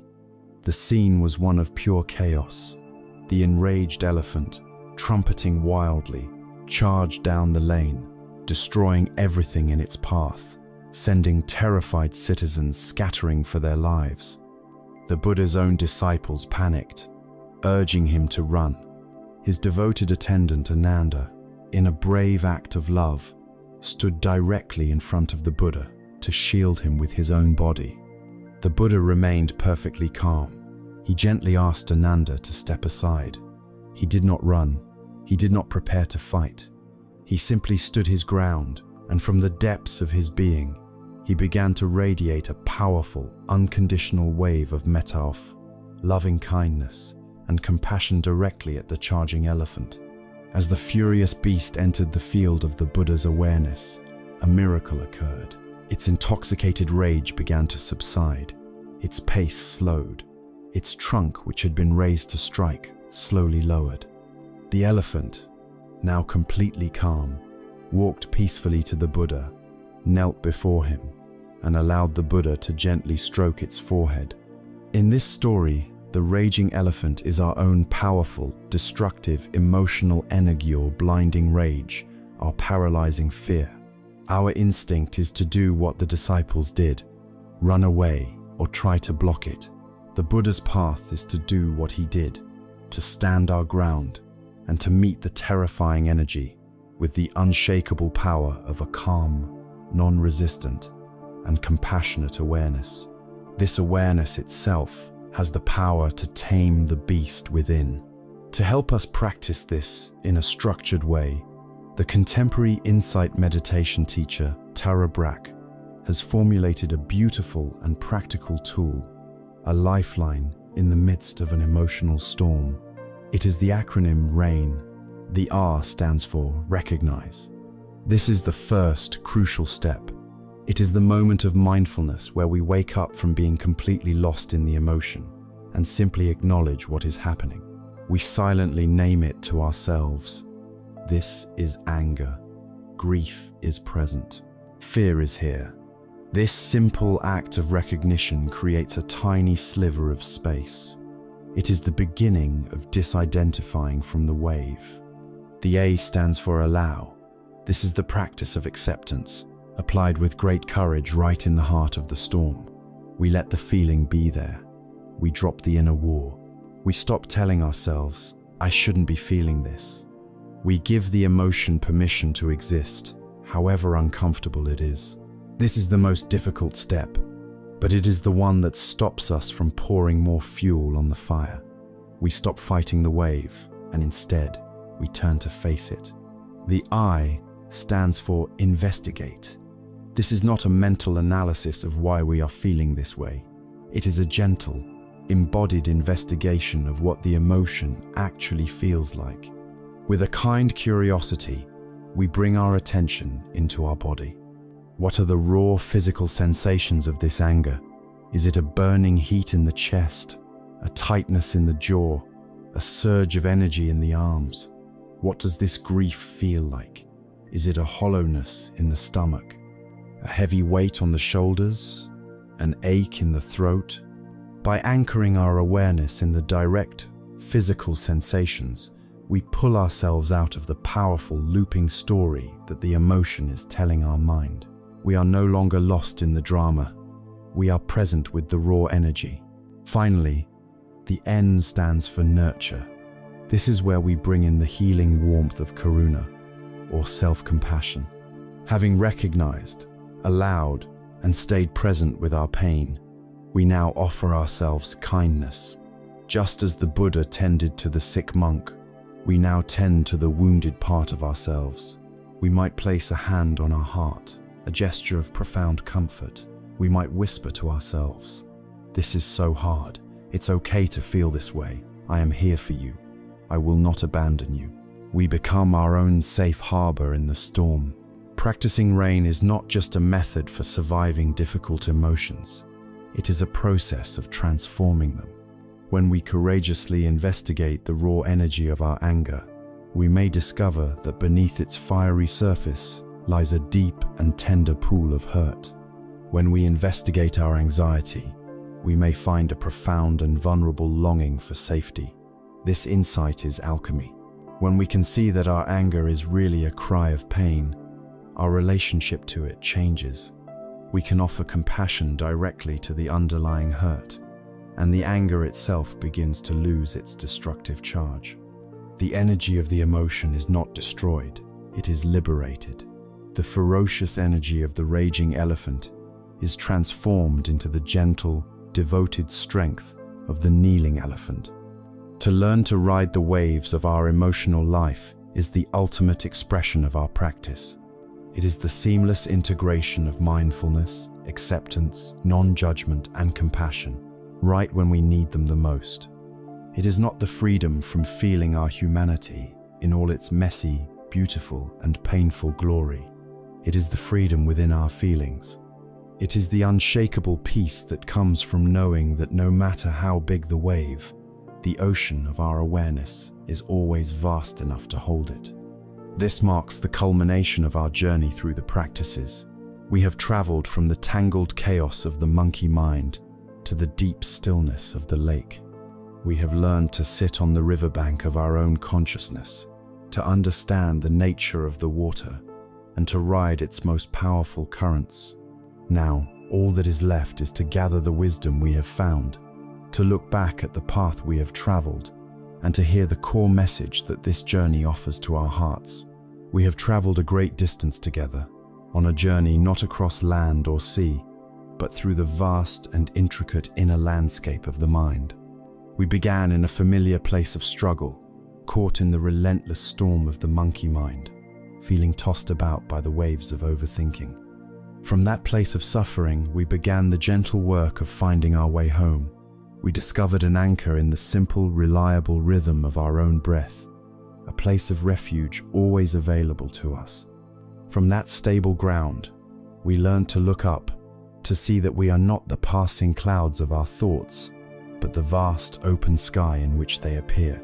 We dared to ask the great question, who am I? And found not a solid, fixed self to defend, but a beautiful, flowing dance of interconnected processes.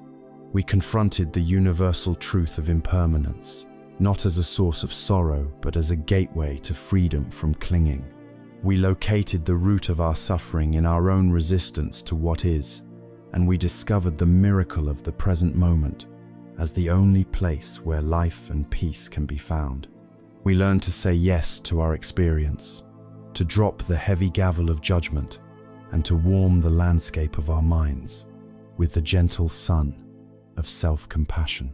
We expanded our vision to see our interconnectedness with all of life, and we learned to find the profound stillness that lies in the depths of our own being and in the silent pauses of our day. Finally, we learned to ride the great emotional waves, not as a victim, but as a wise and compassionate sailor navigating the ocean of our own heart. If there is a single core message to be taken from this entire journey, it is this: peace is not a destination you must struggle to reach. It is not a prize to be won after a long and difficult battle with your mind. Peace is your original nature. It is the silent sky that was never harmed by the storm. It is the deep, still water that was never disturbed by the waves. It is the uncarved block, waiting patiently beneath all the layers of our conditioning. This entire journey has not been about becoming someone new, someone better, someone more spiritual. It has been a journey of subtraction, of gently chipping away and letting go of all that is not you, so that the authentic, peaceful, and luminous being that you have always been can finally shine through. You now have the tools. You have the anchor of your breath, the light of your own awareness, and the warmth of your own compassionate heart. The path does not end here with these words. The path is your life, unfolding moment by moment. The invitation is to continue to walk it, to continue to practice, not with the grim determination of one striving for a distant goal, but with the gentle curiosity of a beginner and the patient kindness of a dear friend. The journey of 1,000 miles begins with a single step, and the journey to a peaceful mind begins with a single conscious breath. Let it be this one.